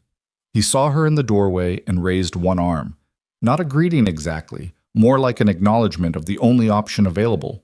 She stepped out into the cold and went to help him. Getting 2 half-frozen Hereford cattle into a shelter designed for one human required a kind of improvised engineering that she did not have a notebook entry for. The door wasn't wide enough. She had to remove it entirely from its hinges, which meant 10 minutes of exposure to the full wind while Strand held the cattle and she worked the pins. The animals were frightened and kept pulling against him. One of them went down on one knee, and she had to help Strand get it back up, which involved putting her shoulder under its flank in the particular undignified way of someone who has set aside all concerns about appearance in favor of the immediate problem. They got both cattle inside. The shelter was now extremely crowded. The cattle's combined body mass was considerable, and they were nervous, stamping and shifting, and the air inside had immediately changed character. Warmer, actually, from the animal heat, but also filled with the smell of wet hide and animal fear, and the particular density that came from breathing the same air as 2 large, anxious animals in a sealed space. Marin got the door back on its hinges. The wind dropped from a roar to a managed howl. She turned to Strand. He was in worse shape than she'd initially assessed. His hands were wrong. The color of them, the way he was holding them against his chest. She took one of his hands without asking and felt it and looked up at his face. "How long were you out there?" 2 hours, maybe a bit more. His voice was steady, but his jaw was tight. The north fence line went down in the first night, lost 7 head, managed to keep these 2 together, but they were going to go down. Your hands need warming, not fast. She pulled him to the east wall and pressed his hands flat against the stone. He flinched. "I know," she said. "Don't pull away. Let the stone do it slow." He looked at the wall. His hands were pressed against it, and the expression on his face went through several things: the pain of returning circulation, and under that, the disbelief that was becoming something else. "It's warm," he said. "Yes." "The stone is warm." "Yes, Mr. Strand." I was quiet for a moment. He looked around the shelter, at the cattle now standing against the south wall and beginning to settle, at the modifications she'd made that he was seeing for the first time, at the careful order of her supplies and tools and notebooks arranged against the walls. He looked at the east wall under his hands. "No fire," he said. "No fire." "For how long?" "Since the beginning," she said. He didn't say anything for a while. The cattle shifted behind them. One of them exhaled a long, heavy breath that fogged in the air and then dispersed. The wind hit the stone walls and moved on. My cattle were dying, he said. Not to her specifically, more to the room, to the fact of it. 2 hours out there and they were going down. I brought them here because there was nowhere else. He paused. I didn't actually think that it would be warm. He looked at her. No, he said. I didn't. She didn't respond to that. She went to her supply corner and came back with 2 strips of cloth she'd been keeping as clean bandaging material and wrapped his hands loosely, not for the cold anymore, but to keep them from the rough stone now that they were starting to feel again. Keep them against the wall for another 15 minutes, she said. Then move your fingers, slowly. He did as she said, which was, she thought, either a measure of how bad his hands were or a measure of a man who had enough practical intelligence to accept help from an unexpected direction when the alternative was freezing. She gave him credit for the second. The cattle, over the next hour, visibly recovered. The shaking in their legs reduced. Their breathing normalized. They pressed against the south wall, and their body heat added itself to the rooms, and the interior temperature climbed 2 degrees, which brought the east wall's output into a range she'd been hoping for but hadn't quite reached alone. She sat against the east wall beside Hector Strand, and they were both quiet for a long time. Outside, the storm continued its work. I owe you an apology, he said finally. She looked at him. For what specifically? He had the honesty to pause and think about that, rather than offering a general apology that would cost him nothing. For not listening when I should have, he said. At Orville's office. I heard what you said, but I heard it the way you hear something you're not actually considering. He looked at his hands, now unwrapped, now his hands again. My cattle would be dead. Probably me too, if I'm being honest, which I was always taught is the better option. That's enough apology, Marin said. Not warmly. She wasn't there yet with this man. But honestly. He nodded. He looked at the shelter again. Will you explain to me how it works? She explained it. Fully this time, not the shortened version she'd been giving people, the complete version, Crane's mathematics and her father's principles, and her own 3 weeks of observation layered on top. He listened the way a man listens who is rebuilding something in his mind while the new information comes in, making space for it, adjusting the structure. He asked 3 questions, all of them good. About the stone mass requirement, about the vent channel angles, about whether it could scale to a larger structure. It can scale, she said, the mathematics scale. The challenge is the precision of the vent positioning. Larger structures need more channels, and the angles need to be exact or the circulation stalls. Crane worked it out on paper. I have the notebook. Strand looked at her. Could you teach someone to build it? She thought about that. Not the theory. The theory she could teach in an afternoon. The practice, the feel of it, the ability to read a wall the way her father had read walls, to understand what the air was doing by the way it moved against your skin. Parts of it, she said carefully. The principles, yes. The execution needs practice. How much practice? Enough, she said. More than a winter. He was quiet. Then, my foreman, next fall, before the cold comes, if you'd be willing. She looked at him. It was an extraordinary thing for this man to be saying to her. She understood that without vanity. Hector Strand asking her to teach his foreman meant something specific about how the calculus had shifted in his mind, about what category she now occupied in his accounting of useful people in the valley. She didn't let it show in her face. We'll see how winter ends first, she said. He accepted that. On the 4th day of the storm, the refugees arrived. She didn't think of them as refugees at the time. That word came later, when she was writing it down. At the time, she thought of them as the Patterson family, which was who they were. Nels Patterson, his wife Agatha, and their 3 children, the youngest of whom was barely walking. They appeared at the shelter door in the early afternoon, having climbed the mountain in the teeth of the storm with whatever they'd been able to carry, because their cabin's north wall had given way in the 3rd night under the weight of accumulated ice, and they had made the calculation that the mountain was better than standing in an open-sided structure in the worst storm in 20 years. They knew about the shelter because Marin had been to their door 4 days before the storm. Agatha Patterson had been one of the ones who'd listened, not easily, not without the same careful recalibration that most people required, but she'd listened and she'd filed away the location of the shelter. And when the wall came down, she'd made the decision that a woman who had been right about how to seal a draft might also be right about what to do when the walls failed entirely. Getting 5 additional people into a shelter that was already housing 2 cattle and 1 woman was a problem that needed to be solved immediately and practically, without the luxury of planning. She moved her supplies to compress the space they took. She got the children against the east wall first, which was the warmest position, and she watched their faces come back from the gray-white of serious cold exposure to something pink and present over the next 30 minutes. The youngest child, a boy, maybe 14 months.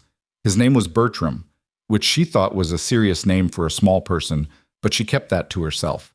Had been inside Agatha's coat for the climb, but was still cold enough to worry about. She pressed the baby against the east wall with both her hands and Agatha's, making a warm space between the stone and their combined body heat. And she talked to Agatha quietly to keep her calm, and the baby responded to Agatha's calm, and that was how that got managed. Strand helped get the older children settled. He was easier with them than she'd expected. Something in him unbuttoned slightly in the presence of frightened children in a way that the Hector Strand at Orville's office would not have allowed.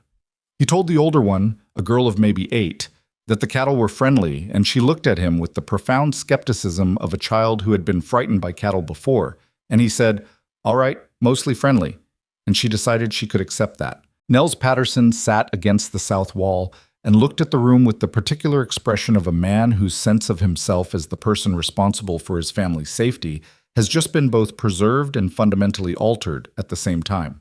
His family was alive and warm because of a widow on a mountain, and he knew it and didn't know what to do with that yet. "Marin," he said, just her name, just acknowledging it. "Nels," she said, "get warm. We'll figure out the rest later." By nightfall, the interior temperature, with 7 humans and 2 cattle in the space, had climbed to 51 degrees. Marin stood in the middle of the room and looked at her thermometer, and then looked at the walls and thought, more thermal mass, more body heat, more proof. The system was not just holding, it was exceeding what she'd projected. She had not projected for 7 humans and 2 cattle. But the stone didn't care what she'd projected.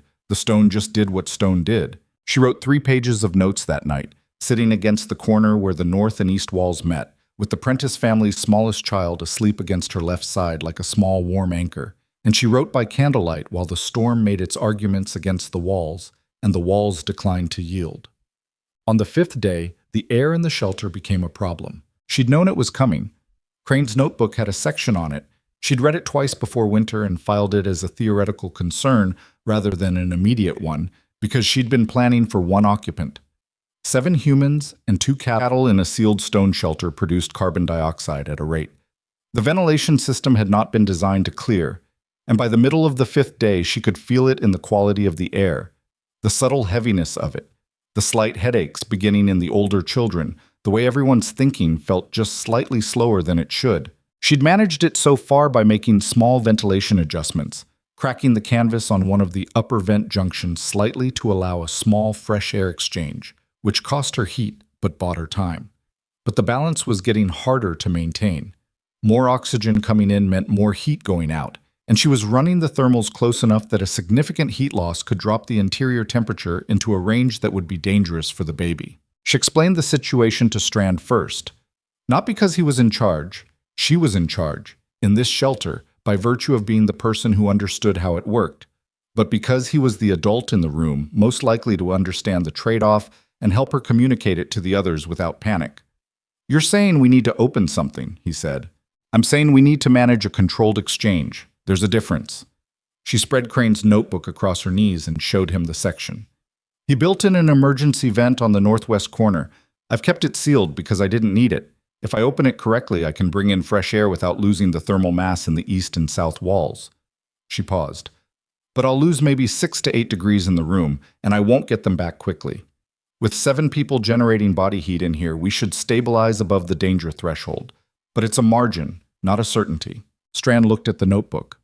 "And if you don't do it?" "If we don't do it, the air gets worse. People get sick, the children first." He looked at the sleeping children against the east wall. Agatha Patterson had her arm around the youngest. Nels was awake and watching them with the attention of a man who had been watching his family sleep for 5 days and had not allowed himself to stop. "When do you need to do it?" Strand asked. "Tonight," she said, "before the air gets worse." He nodded. "Tell me what I need to hold." She told him. He held the things she needed held. She worked the northwest corner vent open by careful degrees, reading the air temperature drop, with her hand held inside the opening, managing the exchange rate by feel and by the Crane notebook specifications, and by the 3 weeks of experience with this specific system that nobody else in the room had. Cold air came in. Heat went out. The children shifted in their sleep. The room dropped to 44 degrees. 42.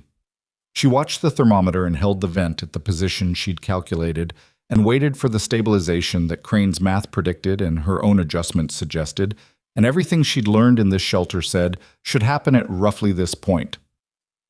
41. She held the vent. 41.5. 42. She exhaled. "It's stabilizing," she said. Strand, who had been watching her face rather than the thermometer because he'd already decided she was the more reliable instrument, let the breath out he'd been holding. "Good," he said. "I'll close it down to minimum circulation in an hour," she said. "Give the air time to clear, then manage the exchange rate down to what the system can handle without heat loss." He looked at her. "You've done this before?" "Not this exactly," she said. "I've done the thinking for it." She looked at the northwest corner. "There's a difference between knowing something will work and knowing it's working." "That's a distinction that applies to a lot of things," he said. "It does," she agreed. She sat back against the wall and felt the 42 degrees as what it was: survivable, stable, proof. Her head ached slightly and her hands were cold from the vent work, and she was tired in a way that went past physical into something structural, some deeper layer of herself that had been running on will and calculation for weeks, and was starting to feel the cost of that. She didn't let it show, not fully. But Strand, who was more observant than his presentation suggested, handed her a strip of dried meat from his own supply without comment, and she took it without comment, and that small transaction felt, in its muted way, like more than it was. The Pattersons had been in the shelter for 2 days when Agatha Patterson said the thing that Marin had been thinking but hadn't said aloud. They were in the quiet of the afternoon, the storm still working outside, the children asleep, Nels and Strand in some low ongoing conversation about livestock and fence line and the accounting of the damage. Agatha was sitting beside Marin against the east wall, nursing the baby in the practical, unself-conscious way of a woman who had long since stopped worrying about what nursing in front of other people looked like. "You knew," Agatha said. "Not an accusation, just an observation." Marin looked at her. "About the storm?" "About all of it." Agatha adjusted the baby slightly. "You knew it was coming. You knew what you were building. You knew to come to our door." She paused. "And you knew we'd need to know where you were." "I thought it was possible," Marin said carefully. "That's the same thing," Agatha said. "For people like us, thinking something's possible and saying it out loud is the same thing as knowing." Marin looked at the east wall. She didn't know exactly what Agatha meant by people like us, and she didn't ask because she thought she understood it. And asking would have required a conversation about a thing she wasn't ready to have in a crowded stone shelter in the 5th day of a blizzard. "I had information," she said. "My father spent his life studying this, and Silas Crane spent 15 years building a proof. I just read what they left behind and followed where it went." "You climbed a mountain alone," Agatha said, "with $9 and a toolbox." "The dog was supposed to come," Marin said. The words came out before she thought them, and they had an edge in them that surprised her. She'd thought she'd managed the grief of losing the dog with everything else, filed it away in the place. But apparently it was still there. Agatha looked at her. "They kept him?" "They kept him." A pause. "That's a specific kind of cruelty," Agatha said quietly. "To take a dog." Marin didn't answer. She looked at the east wall and breathed and let the warmth of it come through the stone and into her back. And she thought about a red-brown dog named Fletcher, who had slept across her feet every winter of the 11 years she'd had him, and who was presumably right now sleeping at the foot of someone else's hearth in the house that had been her home. She let herself feel that for exactly as long as it took her to feel it fully, and then she put it back where it had been. "I'm going to teach people this," she said. It came out more like a decision being made than a statement being delivered, because that's what it was. "After, when it's over, every family in the valley, what my father knew, what Crane figured out, what I've learned in the last month, I'm going to teach it." Agatha looked at her steadily. "They were saying terrible things about you," she said, "in town, before the storm." "I know." "Are you angry?" Marin thought about it honestly, which was the only way she knew how to think about things. Was she angry? She'd been angry on the mountain road the day they'd taken Fletcher. She'd been angry at Holt Holloway's table and at Geraldine Foss's doorstep and at the men laughing outside the feed barn. But it had been the clean, cold kind of anger that converts to fuel rather than the hot, destructive kind that burns up the person carrying it. I was, she said. I used it. Used it for what? She looked around the shelter, at the warm walls, at the 7 sleeping people, at the 2 cattle standing quietly against the south wall, at the cold outside that was not inside, at the thing she had built, alone, for $9, from a dead man's notebook, and a father's education, and the stubbornness of a woman who had been told she didn't belong often enough that she'd finally decided to build somewhere that was entirely hers. For this, she said. On the 6th day, the storm broke. Not gently. The way it broke was not an easing, but a sudden subtraction, the wind stopping between one moment and the next, as if a decision had been made and implemented without transition. The silence was so abrupt that the children woke up, all 3 of them, simultaneously, looking at the walls with the particular animal alertness of people whose nervous systems had learned to read the sound of the storm and didn't know what to do with its absence. Marin was already at the door when it stopped. She pressed her shoulder against it and pushed it open against the snowdrift that had built over 6 days to a height she hadn't anticipated. She had to push hard, then harder, until the drift gave and the door swung outward and the light came in. Light. After 6 days of the vent-slit quality of light inside the shelter, the full outdoor light of a snow-covered mountain in the aftermath of a blizzard was almost painful. She stood in the doorway for a moment and let her eyes adjust and looked at what winter had left. Everything was white. Not the ordinary white of seasonal snow, but something total and architectural. Drifts that had reshaped the mountain in ways she didn't recognize. The trail gone. The familiar outlines of rock faces she'd been navigating for weeks buried under 3, 4, 5 feet of accumulated storm. The sky above was the particular blue that only comes after a serious storm has wrung itself out, a blue so clear and sharp it seemed like a correction. Behind her she heard the Patterson children, and then Strand, and then Nels all coming to the door. She stepped out to give them space, and her boot went into knee-deep snow, and she almost lost her balance and caught herself on the doorframe and thought, the trail down is going to be a serious project. Strand stepped up beside her and looked at the valley below. Smoke from chimneys, a few buildings visible. Nothing obviously catastrophic from this distance, but distance wasn't a reliable measure. We need to get down, he said. We need to know what we're getting down to first, she said. Give it a few hours. Let people dig out. Let the trail be broken by someone with more weight than the Patterson children, and we'll know more. He looked at her. Then he looked at the valley. Then he nodded. A few hours, he agreed. She went back inside. She stood in the center of the shelter and looked at what it had been for 6 days and what it now was.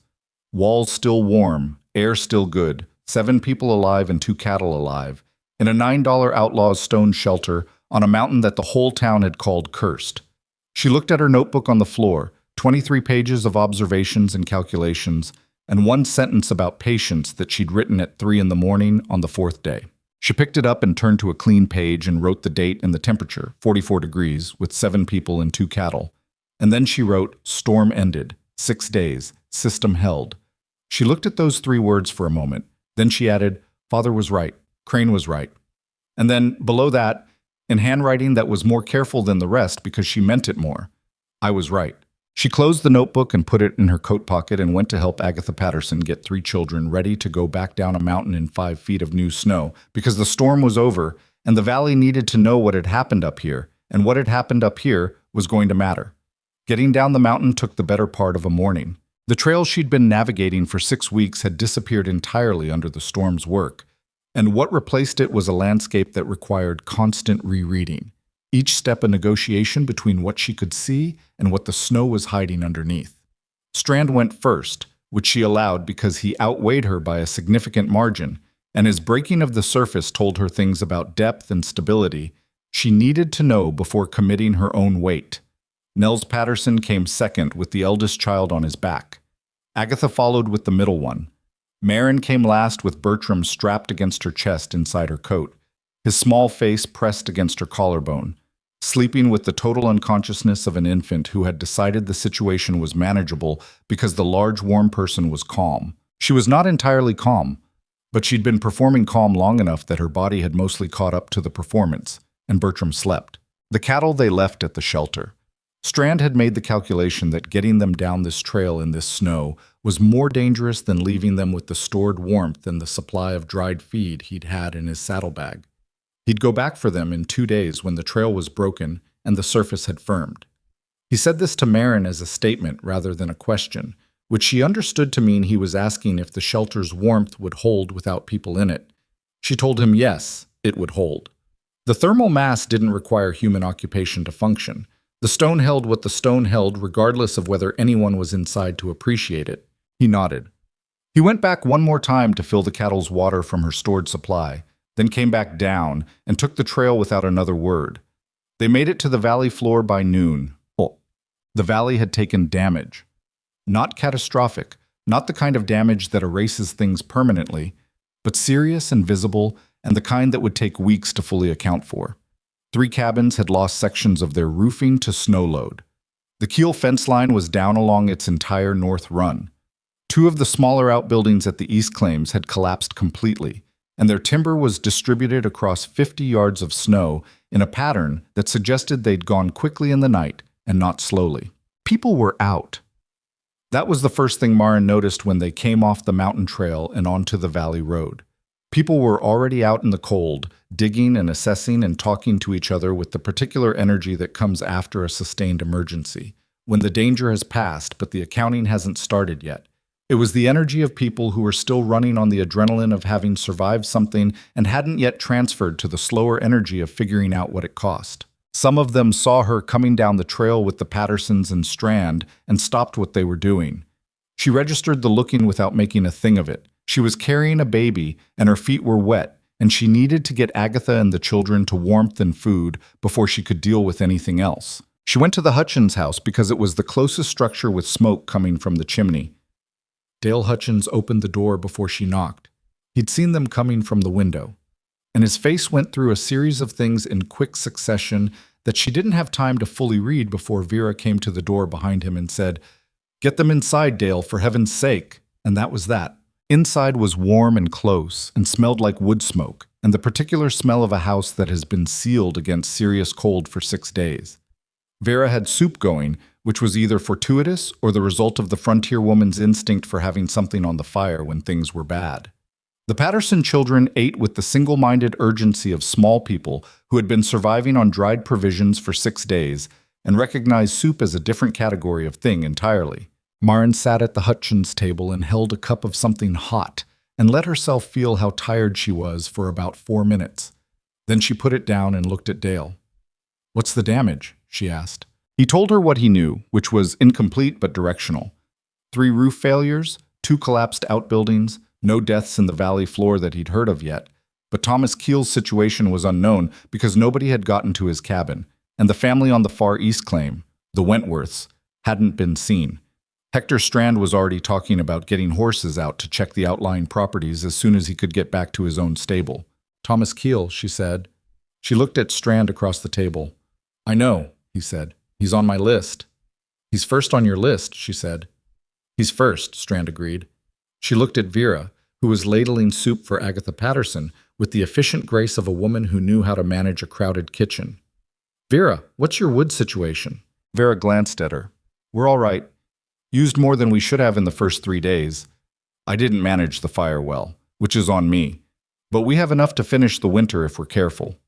"The careful part I can help with," Marin said, "when you're ready for it." Vera set down the ladle and looked at her. The expression on her face was one Marin hadn't seen from her before. Not the concerned, managing look from the road encounter before the storm.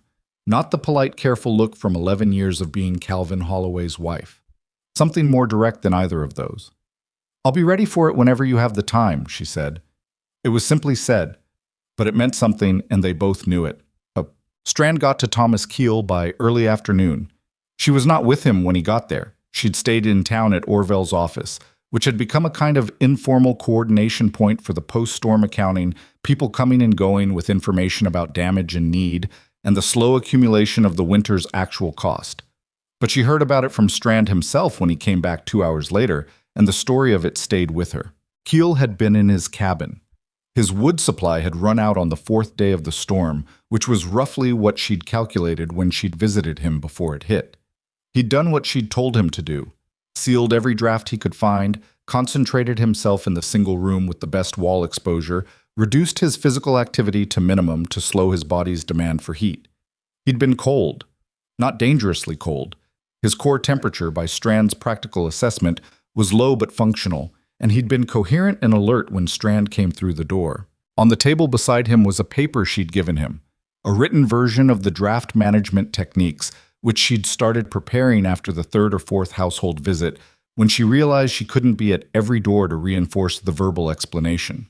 She'd written it out by hand, 3 pages, as clearly as she could in her cramped handwriting, with a diagram of the wall exposure principle her father had taught her. The paper was dog-eared. He'd read it multiple times.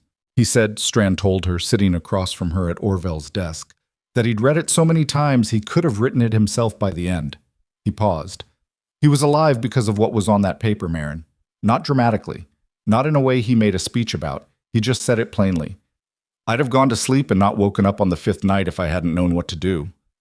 She looked at the surface of Orville's desk. She didn't say anything for a moment. The Wentworths? She asked. Fine, Strand said. They had fuel. They were isolated, but they had what they needed. She exhaled. Orville, who had been listening from his chair, said, 7 households on my list that you visited before the storm. Best I can tell, all 7 made it through. The 3 you didn't get to before the storm hit are the ones that had the hardest time. She looked at him. Any of the 3, all alive, he said. But the Marchetti family lost their livestock, all of it, and the Brennan cabin, the older couple on the South Ridge. They came into town on the 2nd night, walked 2 miles in that weather. He paused. They made it, but only just. She thought about that. The Brennans were on the 4 she hadn't gotten to. She'd been at their door on the list in her coat pocket, the door she hadn't reached when the sky went yellow-white, and she'd had to make the choice between more doors and the mountain. She didn't say anything about that. It wasn't useful to say it out loud, but she wrote it in the notebook in her coat pocket later that evening. Brennans made it, 2 miles in the storm. Did not have information. Came close. Note for next time. Start earlier. Assume less time than you have. Next time.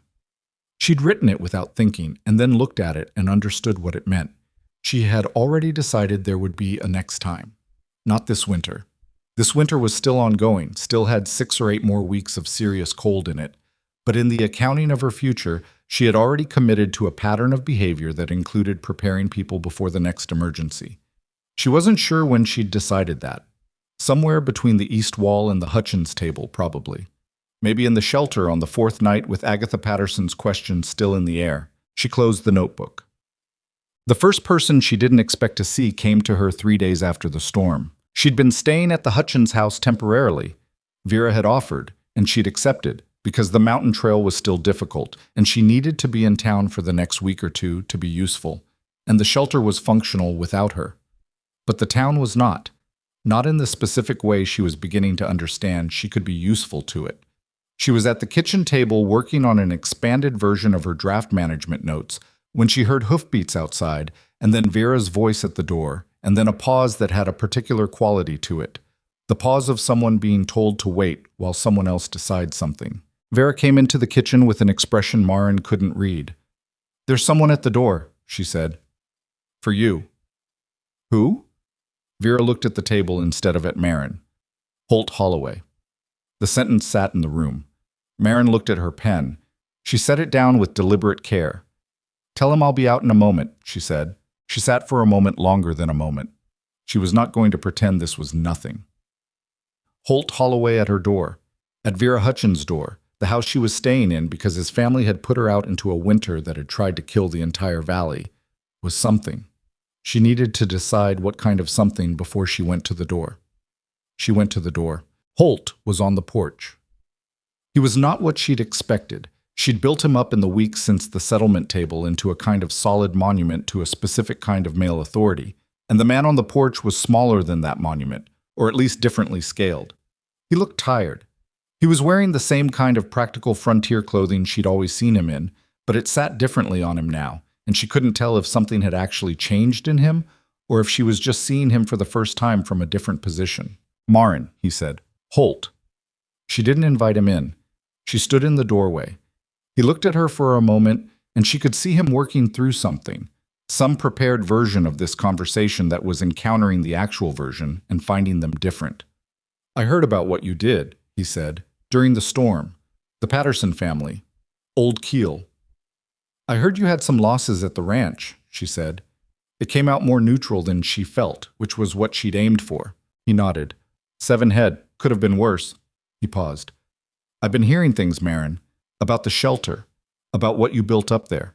She waited. "I wanted to—" He stopped. Started again.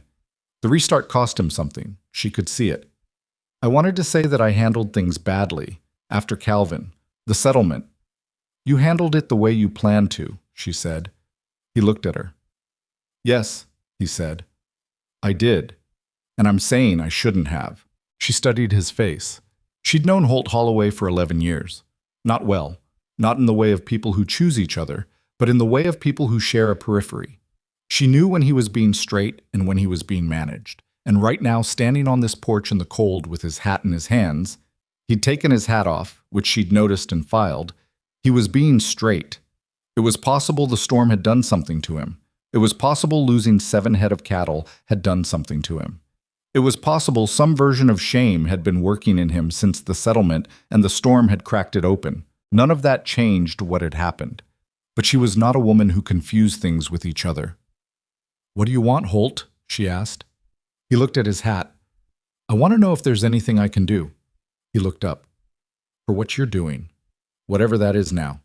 The teaching, I've been talking to Strand.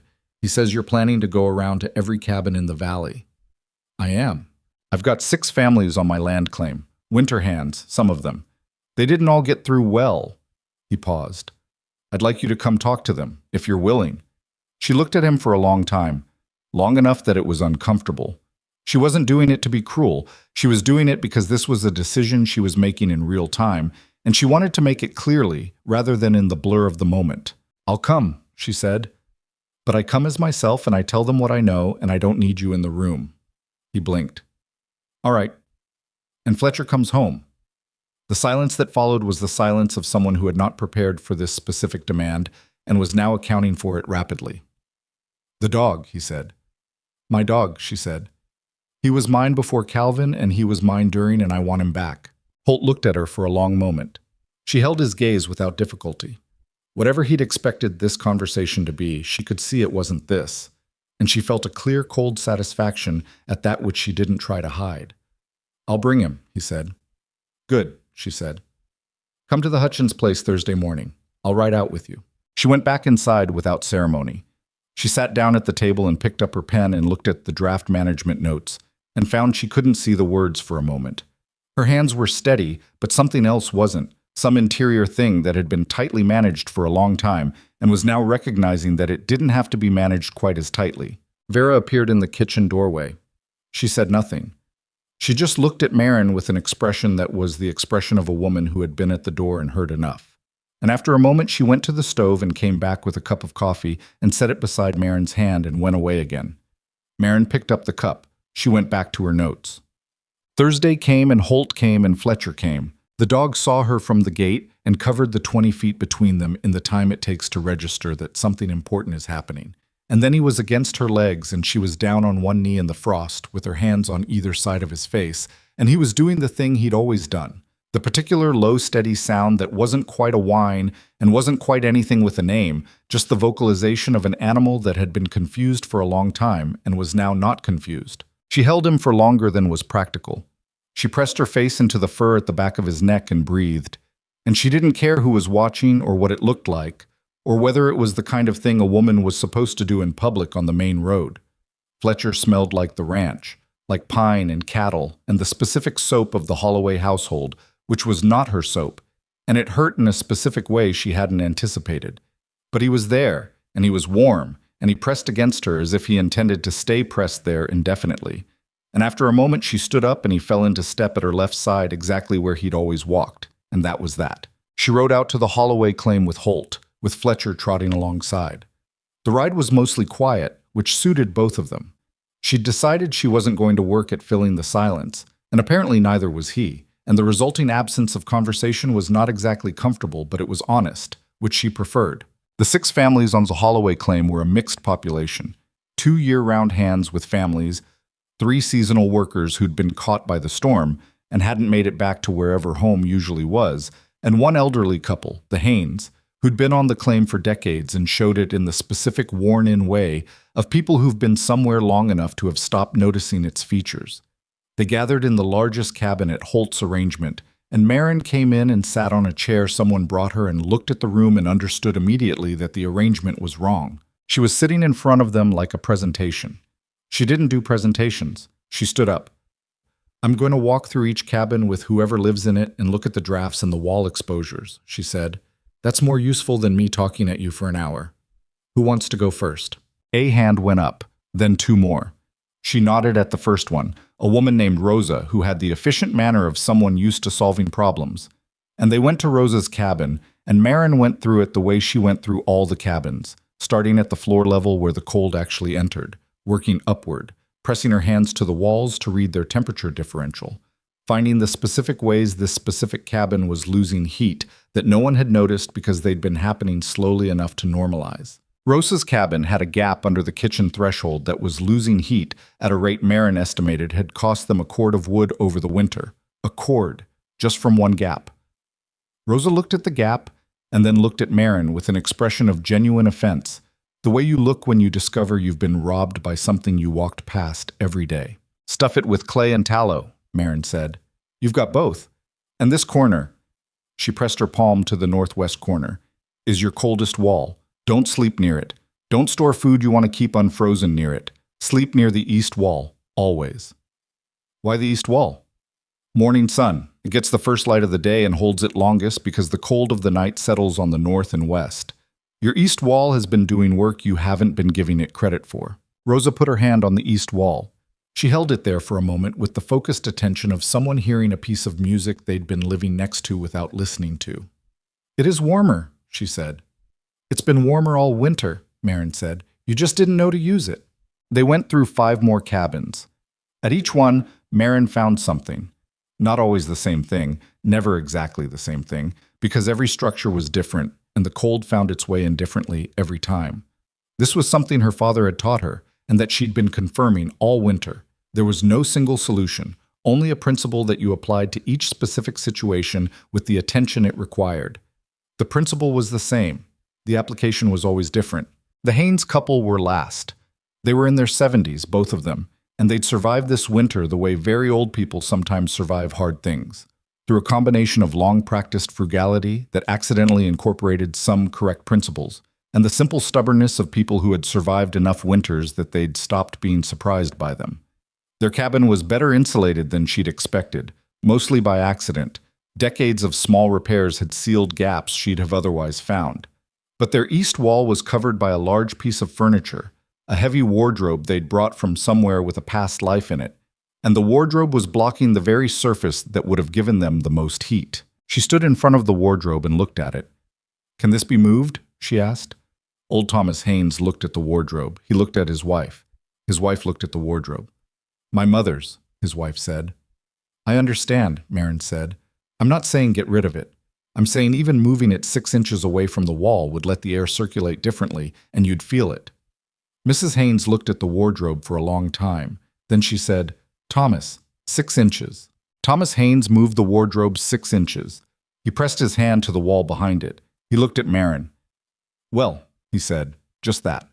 But the well contained an entire accounting of something he hadn't known he'd been missing. Holt had been at the door of the Haynes cabin, listening. When she came out, he was looking at the ground in the way she'd seen Dale Hutchins look at the ground when the conversation between women had landed somewhere he hadn't expected it to go. "Thank you," he said. "This is the work," she said. "Not thanks. The work." He looked up. "The work," he agreed. She rode back to town with Fletcher running alongside the horse, and she did not look back at the Holloway claim, and she did not feel the complicated thing she expected to feel about being there. What she felt instead was the cleaner thing, The thing that came after you'd finished a task that had required more from you than you'd initially planned to give, and had given it anyway, and was still standing. The weeks between the storm and the real end of winter were not gentle, but they were different. Something had shifted in the valley. She felt it and observed it and documented it in her notebook, though she didn't have a word for it that satisfied her until much later. The shift was this. People had started talking to each other about heat. Not the way they'd always talked about it. Need more wood, got to split more, cabin's drafty, always is, but differently, specifically. With the vocabulary she'd been building in cabin after cabin, conversation after conversation, a word here and a principle there, until the language of it had started moving through the community the way language does when it's attached to something people actually need. She heard it at the general store one morning, two men she knew only by sight discussing the wall exposure principle in a version that was slightly wrong but directionally correct. And she stopped and listened for a moment and then moved on without correcting them because the slightly wrong version was close enough to be useful and they'd work the rest out by doing it, which was how most things got worked out.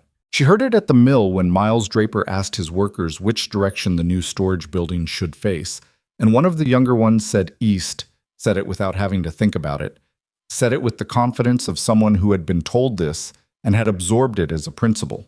And Miles said that's right, and looked at Marin, who was picking up the Kessler chisel she'd returned at the start of the storm and was only now retrieving. And he didn't say anything specific, but he looked at her with the look of a man who was accounting for something. She heard it from Reverend Doyle's own mouth, which she had not expected.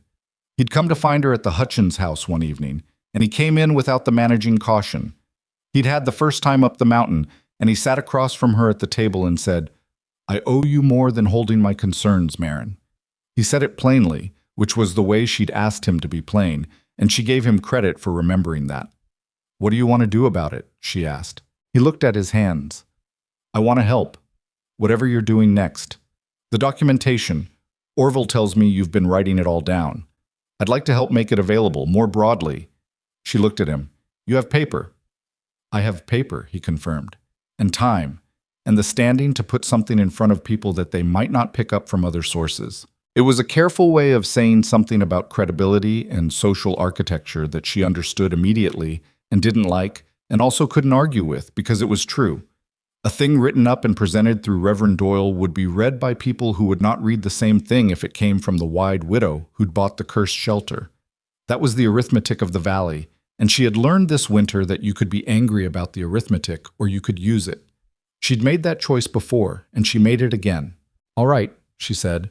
"I'll need at least 2 weeks to write it properly, and I need it to be accurate. I won't have simplifications that create mistakes." "I understand," he said. "And my name is on it," she said. "Marin Holloway. Not a method developed by, or techniques from the East Face.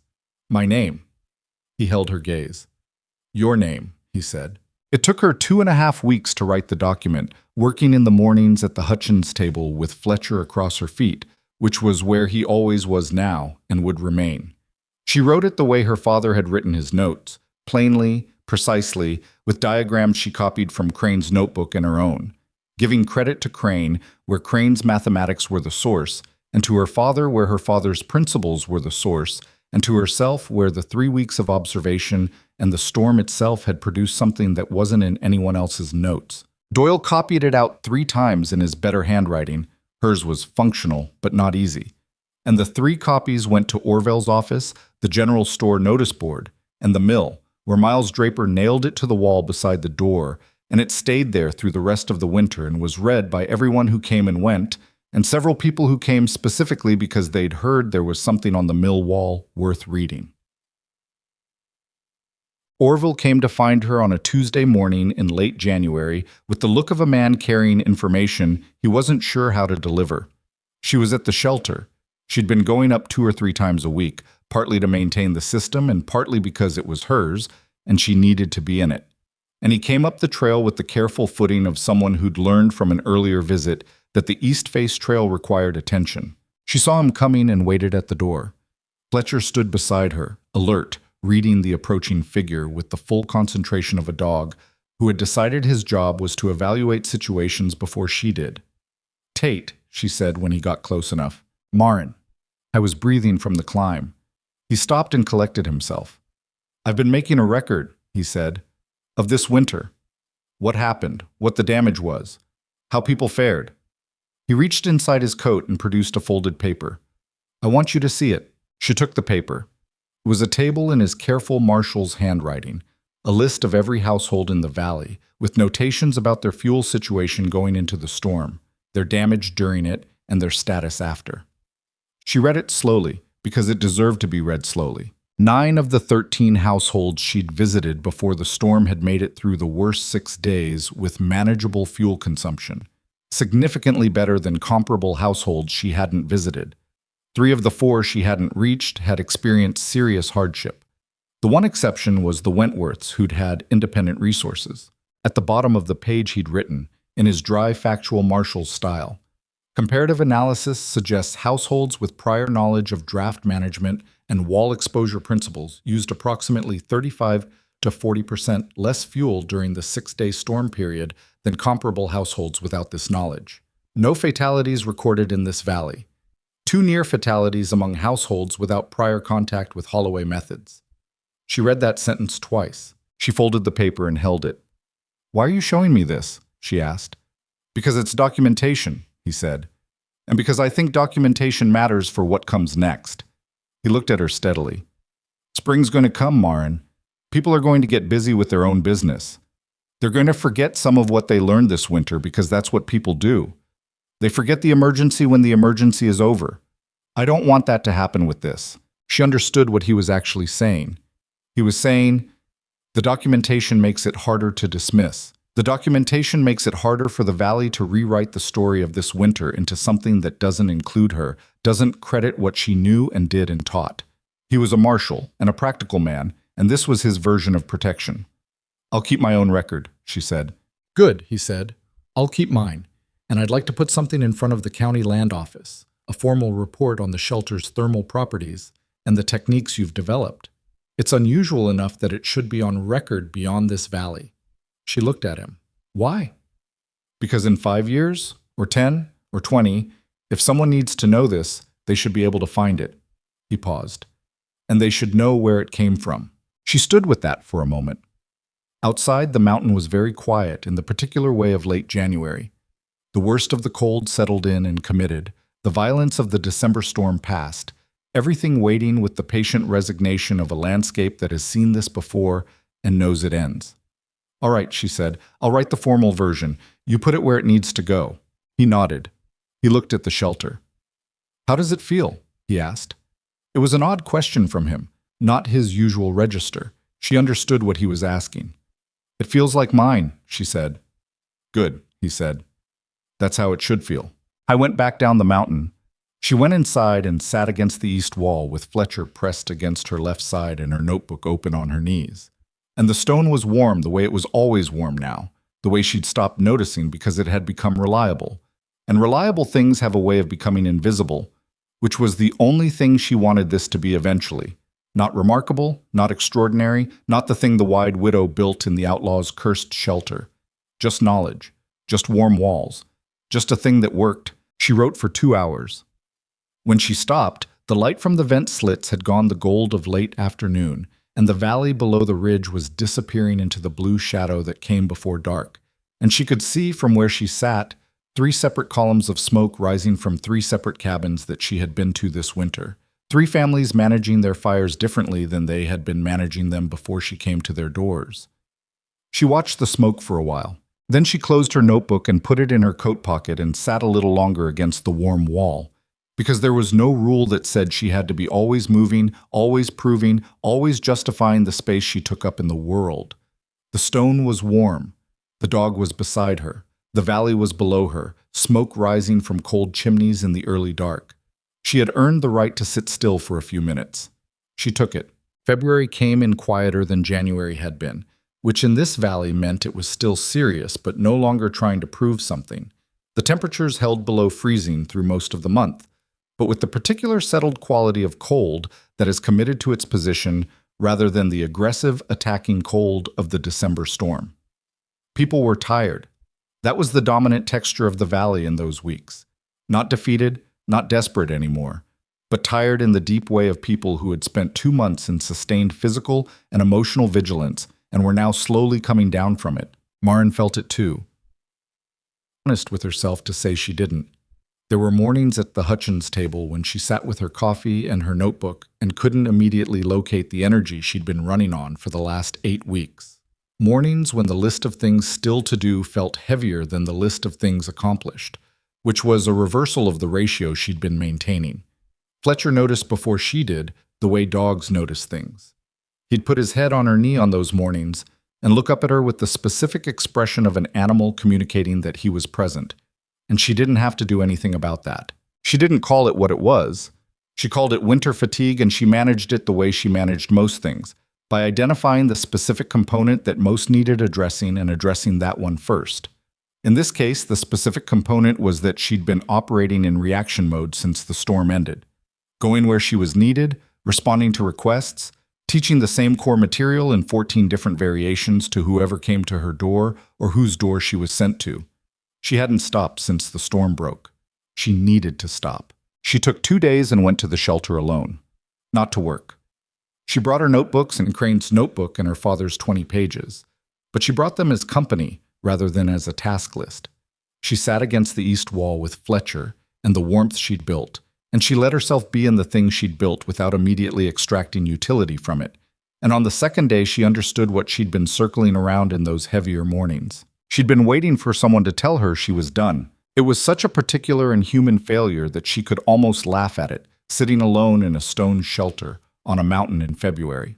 She had never needed anyone's permission to start. She'd started with $9 and a rusted toolbox and a dead man's wisdom, and not a single person in the valley who believed she had a reasonable plan. She'd made every decision alone, climbed every foot of this trail alone, fixed every wall alone, and then, when the storm came, managed 6 days of crisis with the resources she'd built. And yet here she was, in the aftermath, waiting for something external to close the loop. Some validation, some moment where someone of sufficient authority in the valley looked at her and said, "Enough, you've done enough, you can rest now." Nobody was going to do that. Nobody had the authority over her life to do that, and even if they had, it wasn't the kind of closing she actually needed. The closing she needed was one she was going to have to make herself. She opened her notebook to a clean page. She wrote at the top, "What's finished, what isn't? What's mine to carry, and what isn't?" She wrote for 3 hours. Some of it was practical. The document for Orville's county report, the remaining cabins she wanted to visit before spring, the secondary vent modification she'd been thinking about for the shelter that would improve summer airflow for anyone who used it after her. Some of it was not practical. Some of it was the harder accounting. What she felt about Calvin's death, and whether she'd been given the space to grieve it properly, which she hadn't. What she felt about Holt Holloway's apology, and whether it was enough, which it wasn't, and whether enough was available, which she suspected it wasn't either, and whether she could live with that. What she felt about 11 years of invisible competence, and whether she was angry enough about it to let that anger shape what came next, which she was, and whether that was useful, which only partly. She wrote it all down. Not for anyone else to read. For herself. To look at plainly because you couldn't manage what you wouldn't look at. Her father had said that. Her mother had said it differently. Name the thing and it can't name you. By the end of the second day, she had 4 pages she would keep, and about 8 she'd probably burn in the spring when she had a fire going for other reasons. The 4 pages she'd keep were the ones that felt like directions rather than complaints.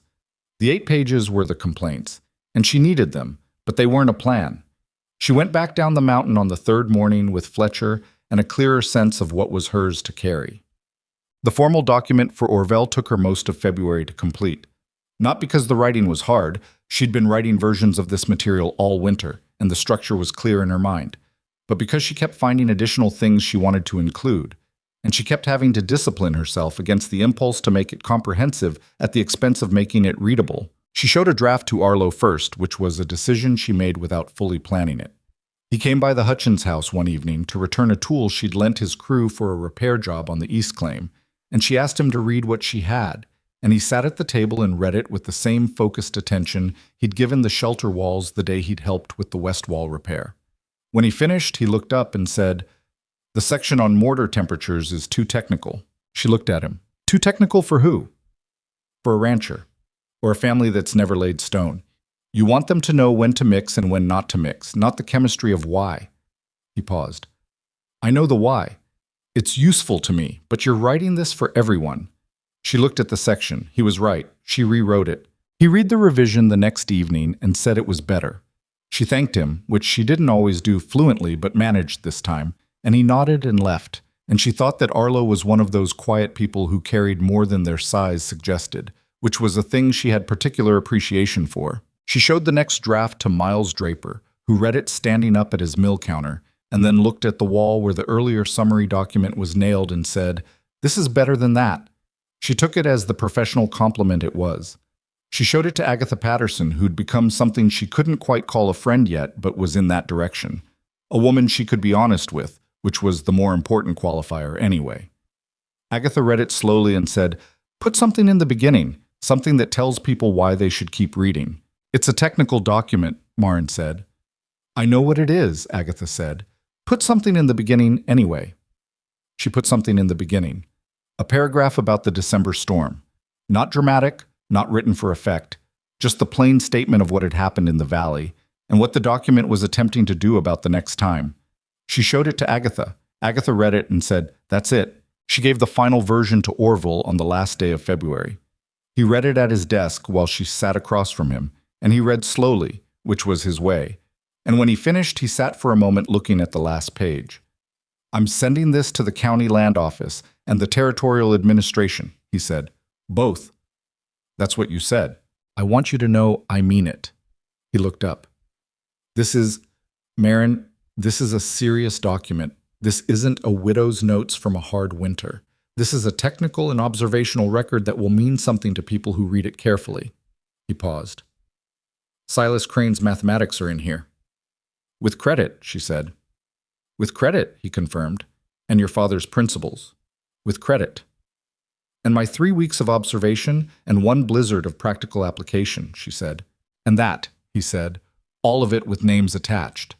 He set the document down. "I'll see that it gets where it needs to go." She walked out of the marshal's office into the last day of February and stood on the road for a moment with Fletcher at her feet. And the cold was still serious, but the light was different than it had been. The particular quality of late February light that isn't warm yet but is longer, that arrives earlier and stays later, that is the calendar's way of making a promise it hasn't delivered yet. Spring was coming, not soon, but coming. March brought the thaw by stages, the way thaws came in this valley. Not a gradual warming, but a series of negotiations between cold and not cold.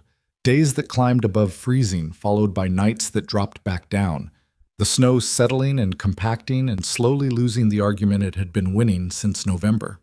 The trail up the east face became passable again, and then easier, and then familiar in the way it had been familiar before the storm changed everything about the mountain's surface. She went up more regularly as March progressed, not always with a purpose, sometimes just to be there, to sit against the east wall in the afternoon when the sun came through the vent slits at the angle that lit the interior with the particular quality of light she'd gotten used to over the winter. Direct without being harsh, the kind of light that made the stone look like it was doing something intentional, which it was. The thermal mass was still active even as the outside temperatures moderated. It would remain active well into spring, which was something her father's notes had predicted and she was now confirming. The stone didn't release its stored work quickly. It held on. She understood that about stone in a way she hadn't entirely before this winter. Stone wasn't passive. Stone wasn't inert. Stone was slow, which people confused with passive, but slow and passive were not the same thing. Stone was doing something all the time, absorbing, holding, releasing, responding to conditions over timescales that human impatience couldn't always perceive. You had to be patient enough to wait for stone to show you what it was doing. Most people weren't that patient. Silas Crane had been. Her father had been. She had learned to be. She thought about that patience on the afternoon that Holt Holloway came up the trail for the first time. She heard him coming. She heard most people coming now, had developed the ear for footsteps on this trail, the way you develop familiarity with any sound you hear enough times in enough variations. His footsteps were heavier than Strand's and less careful than Orville's, and nothing like Arlo's, which were light and deliberate. She was outside the shelter checking the northwest corner vent when he came around the rock ledge, and she waited while he closed the distance and stopped a few feet away. He looked at the shelter. He looked at it the way people looked at it when they came for the first time. The low profile, the thick walls, the lack of any visible chimney or smokestack, the absence of all the things a structure was supposed to have if it was supposed to keep you alive in winter. "It's smaller than I expected," he said. "Most things are," she said. He looked at her. She looked back. The accounting between them was still unresolved. She knew that, and she thought he did too. Fletcher had come to stand beside her, which was his habit, around people he was still evaluating, and Holt looked at the dog and something shifted in his face. Not guilt exactly, something adjacent. "He's in good condition," Holt said. "He always was," she said. "He's a tough dog." Holt looked at the shelter again. "May I go inside?" She stepped aside. He went in. She followed. He stood in the center and did what everyone did. He looked at the walls, looked at the absence of a fireplace or stove, looked at the modifications she'd made. Then he pressed his hand to the east wall, which was what everyone did second. He held it there for a while. "How does it do this?" he asked. Not dismissively. With genuine curiosity, which was a version of Holt Holloway she hadn't seen before. She'd seen the executor at the settlement table and the ranch manager at Orville's office and the chastened man on Vera Hutchins' porch. This version was different from all of those. She explained it. Fully, the same way she'd explained it to Strand, to Orville, to Doyle. He listened without interrupting, which she gave him credit for. When she finished, he was quiet for a moment, his hand still on the east wall. "My father would have wanted to understand this," he said. It was an unexpected thing to say. She looked at him. "He was interested in how things worked," Holt said.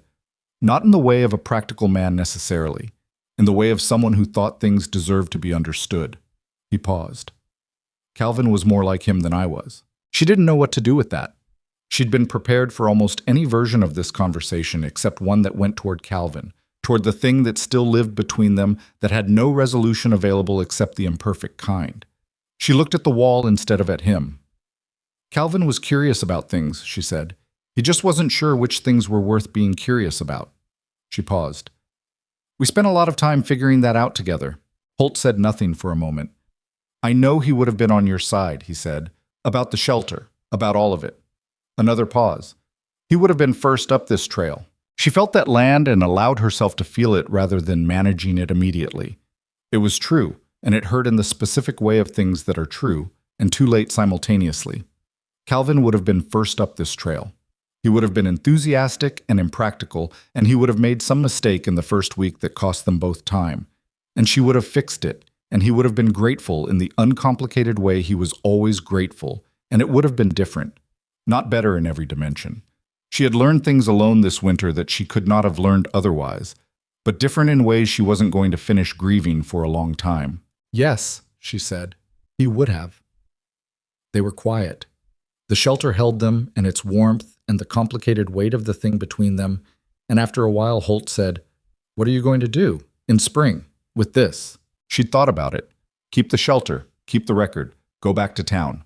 She'd already talked to Vera, who'd offered the back room through the summer at a rate Marin could manage through the work she'd been doing and the small payments some of the families had given her. Not many, not enough to be comfortable on, but enough to be functional, which was her current definition of enough. "Miles Draper has offered me work at the mill, overseeing the stone supplies. Turns out knowing stone is useful at a stone supplier." A pause. "And Strand wants his foreman taught," she said. "I told him fall." Holt nodded slowly. She could see him working through something. "There's land," he said carefully. "On the claim. The southeast parcel. It's not productive, it's rocky, and it doesn't run well for cattle. But it's got good wall exposure." He looked at her. "I'd deed it. Not as apology, because I know that's not the kind of currency that works between us. As what's right. You built 11 years into that land." She looked at him for a long time. She did the honest accounting, what it was worth, what it would mean, what it would cost her in terms of the thing she'd been building all winter, which was the clean, unencumbered fact of belonging to herself. "I'll think about it," she said.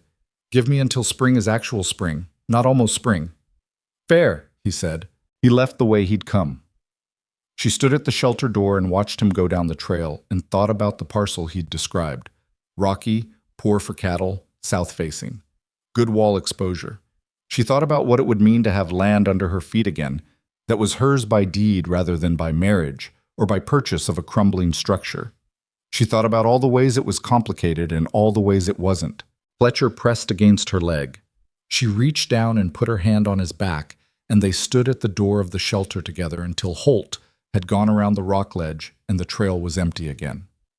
The last cold snap of winter came in mid-March, which was later than usual and caught several people assuming the season was over before it was.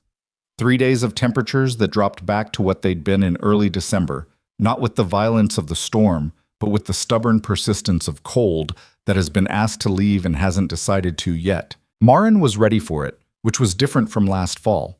Last fall, she'd been ready in the specific sense of having prepared. This time, she was ready in the broader sense of having been through something that had revised her understanding of what ready meant. Ready wasn't a condition you achieved once. Ready was a practice. You kept it up or you lost it. The valley was learning this, slowly, imperfectly, the way valleys learn things. Through the accumulated experience of enough winters, enough losses, enough people talking to each other about what had worked and what hadn't. During the cold snap, she made 2 visits that she'd been putting off. The first was to Rosa, the woman from the Holloway claim who'd stood in her own kitchen and looked at the gap under the threshold with the expression of someone who'd been robbed. Rosa had sealed the gap the day after Maren's visit and had spent the last months doing what practical women do with information. She'd improved on it. She'd sealed 7 additional gaps Maren hadn't found, had rearranged her sleeping area to take advantage of the east wall, and had developed a method for banking her fire at night that was more efficient than what Maren had suggested. When Maren arrived during the cold snap, Rosa's cabin was the warmest she'd been in all winter. Rosa saw her take this in and said, without particular modesty, "I made some changes." You did, Maren said. "Your document gave me the principle. I worked out the application myself." She paused. "I hope that's all right." "That's exactly what's supposed to happen," Maren said. And she meant it. The principle wasn't hers to own. Crane's mathematics weren't hers. Her father's thermal work wasn't hers. What was hers was the specific chain of observation and decision-making that had brought those things together in this specific winter, in this specific valley, and even that wasn't meant to be kept. It was meant to be used, improved on, passed forward in the way Rosa was already passing it forward. Her daughter was watching from the corner of the room with the attentive look of a child who understands she's watching something worth watching, and that was the real continuation of it. The second visit was harder. Clara Prentice was still proud and still managing alone and still not comfortable asking for things, and she'd made it through the winter on 3 weeks of extra fuel that Maren's techniques had effectively created for her out of existing resources. But the strain of the winter was visible in the specific way it was visible in women who managed too much alone for too long. A tightness around the eyes, a quality of tiredness that sleep wasn't fully addressing. Her eldest daughter, the serious one, was doing more work than a 14-year-old should have been doing, and both of them pretended this was ordinary. Maren sat at Clara's table and drank the coffee Clara made for her and said, "You're going to need help in spring, with the south field, if you're going to plant it." Clara looked at the table. "I know. Strand's crew does contract work in the planting season. I can put a word in." A long pause. "At what cost?" "At normal contract cost," Maren said, "and I'll put a word in that it gets done." Clara looked up at her. The pride was still there. It didn't go away just because the situation required something of it. But underneath it was something that had been there all winter, something Maren had been carefully not pressing on because it wasn't hers to press. Clara was a woman who had been surviving rather than living, and surviving took everything you had and left nothing for anything else, and she was tired of it in the bone-deep way that required more than a productive spring to address. "I don't want charity," Clara said. "It's not charity," Maren said. "It's labor at market rate for a farm that needs labor. That's commerce, Clara." Another long pause. "You put in the word," Clara said. "I'll handle it from there." "That's all I'm offering," Maren said. She walked home from the Prentice place in the late afternoon of the last cold day, with Fletcher at her side and the snow soft underfoot, and she thought about charity and commerce and the line between them, which was not always where people assumed it was. She thought about what her father had called useful work, which was work that addressed an actual problem rather than work that addressed how you appeared while doing it. Clara Prentice didn't need to appear strong. She was strong. She needed a crew in the South Field in May, and she was going to have one. And by fall, it wasn't going to feel like anything except a farm that got its planting done on time. That was useful work. The rest was accounting. Spring came for real in the first week of April. Not a dramatic arrival. The valley's springs never were, despite what people said in winter when they were romanticizing the idea of warmth. What actually happened was a series of small revisions, a day that got above 50 degrees and stayed there. Then 2 days. Then a week. The snow pulled back from the south-facing slopes first, the way it always did, revealing the mud and the matted dead grass and the particular revealed disorder of a landscape that had been covered since November. Things were not clean underneath the snow. They were wet and cold and tangled, and they smelled strongly of everything that winter had compressed, and it took 2 more weeks before any of it began to look like something that was going to grow. Marin stood at the shelter door on the first genuinely warm afternoon of April. Warm meaning upper 40s, which was a relative term she had recalibrated significantly since December, and pressed her palm to the east wall one more time. The wall was cooler than it had been in January, cooler than it had been in February. The thermal mass was modulating as the exterior temperatures moderated, which was exactly what it was supposed to do. In summer, it would keep the interior cool, the reverse function, the thing Crane had built, but never fully documented because he died in winter and never saw his own work in the opposite season. She was going to document it. She added it to the list in her notebook. Summer thermal behavior, full observation cycle beginning April. She was going to be here for that. She'd made the decision about Holt's offer the week before. She'd gone to his office at the ranch and told him she'd take the parcel, and he'd had the deed drawn up by the end of the week. Rocky land on the southeast slope, poor for cattle, good wall exposure. Hers by deed. She'd walked it once in the early spring mud, with Fletcher working the perimeter in the exploratory way of a dog being given a new responsibility, and she'd thought about what to do with it over the months ahead. Nothing immediate. She had enough immediate. But the land was there, and it was hers, and it wasn't going anywhere. The formal document had come back from the county office through Orville in late March, with an attached letter from a territorial administrator she'd never heard of that used 3 times as many words as were necessary to say, "This is interesting and useful, and should be preserved in the territorial record." Orville had read her the letter with the expression of a man who found the bureaucratic understatement mildly offensive on her behalf. She'd found it adequate. It was in the record. That was the point. What she hadn't expected was Doyle. He came to find her on a Saturday morning in early April, which was unusual because he was a man of strong habits, and Saturday morning was not part of his pattern for seeking her out. He found her at the mill, going over the stone inventory with Miles, and he stood at a respectful distance until she was done, and then came forward with the careful manner of someone who has planned what he wants to say and is now having to decide how much of the plan to use. "I've been writing something," he said. She looked at him. "What kind of something?" "For the congregation, and then beyond it, I think. For whoever reads what I write," he paused. "About this winter, about what was learned." He paused again, and she could see him working through the harder part. "About what I failed to do, and what you did instead, and what the difference cost people who needed help before I was willing to admit help was available." She was quiet for a moment. "You want me to read it?" "I want your permission to write it," he said. "And yes, if you're willing." She thought about it. The instinct she'd been managing all winter, the one about the credibility of things passing through certain channels, applied here too. A thing Doyle wrote and circulated would reach people she'd never reached directly, would carry weight she couldn't carry herself, would persist in a form that her own documents might not. She disliked that arithmetic, and she understood its reality simultaneously, and she'd been practicing that particular combination of feelings all winter, and was not yet comfortable with it, but was functional with it. "Write it," she said. "And yes, I'll read it, but it needs to be accurate, Doyle, not flattering, accurate." "That's what I intend," he said. "You intend it now," she said. "Keep intending it when the writing gets to the parts that are harder for you." He looked at her steadily. "I'll try," he said. "That's all any of us can do," she said. And she meant it without irony, which was the harder version of meaning it. He nodded. He started to go and then turned back. "For what it's worth. And I know what it's worth from me may not be much. Say it anyway," she said. "I was wrong," he said. "Not just about the shelter. About you. About what I assumed you were capable of and what I assumed you needed managing from. All of it." He held her gaze. "I was wrong, and people could have been hurt because of it, and I'm going to have to live with knowing that. She looked at him. She thought about what it cost a man like Doyle to say something like that. Not in public, where it might look like performance, but here, at the mill, in the middle of a Saturday morning, with no audience except Miles Draper pretending to be very interested in a stack of inventory ledgers. "Learn it forward," she said. "That's all. Learn it forward." He went. Miles waited until he was gone, and then looked up from the ledger he hadn't been reading. "Learn it forward," he said.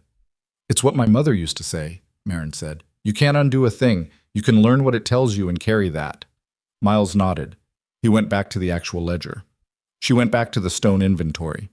Outside, the April morning was warming by degrees. She was at the shelter on a Tuesday in mid-April when she heard the footsteps on the trail that she didn't recognize. 2 sets of footsteps. Light.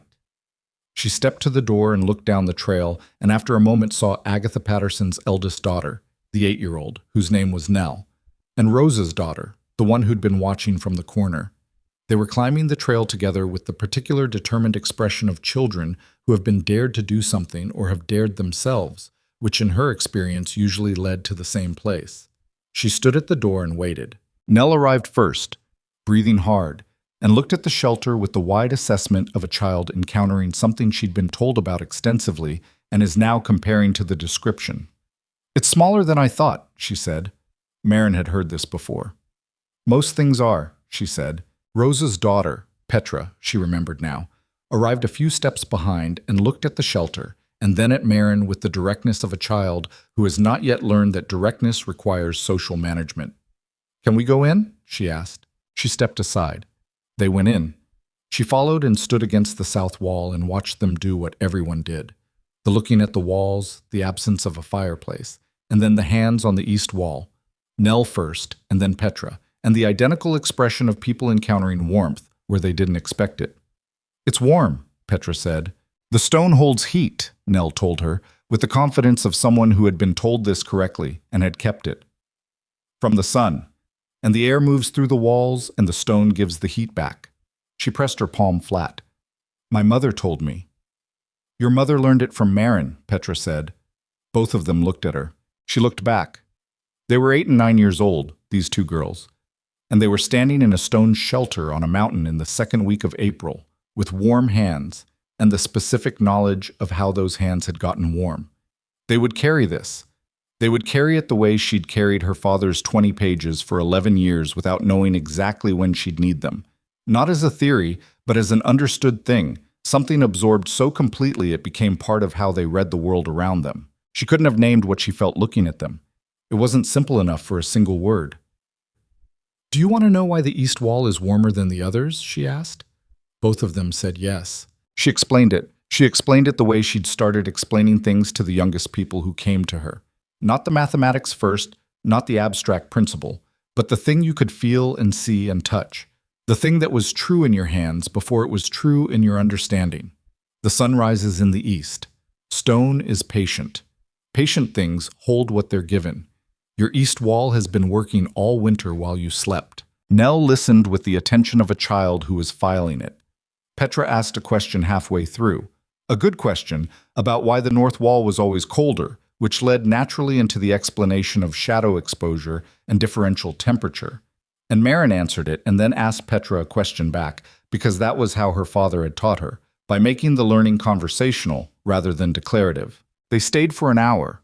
They left with the knowledge in them, loose but present, the way seeds are present before they've done anything visible. Marin stood at the shelter door and watched them go down the trail together, talking to each other in the way of children who are processing something and using each other to do it. Fletcher stood beside her. The afternoon light was the real gold of a spring afternoon now, not the watery winter approximation, and it came across the mountain at an angle that hit the east wall, and she could feel, even standing outside, the subtle warmth the stone was taking in. She turned and pressed her palm flat against the exterior of the east wall. The stone was warm under her hand, not dramatically, not more than it had been, but warm and certain and there.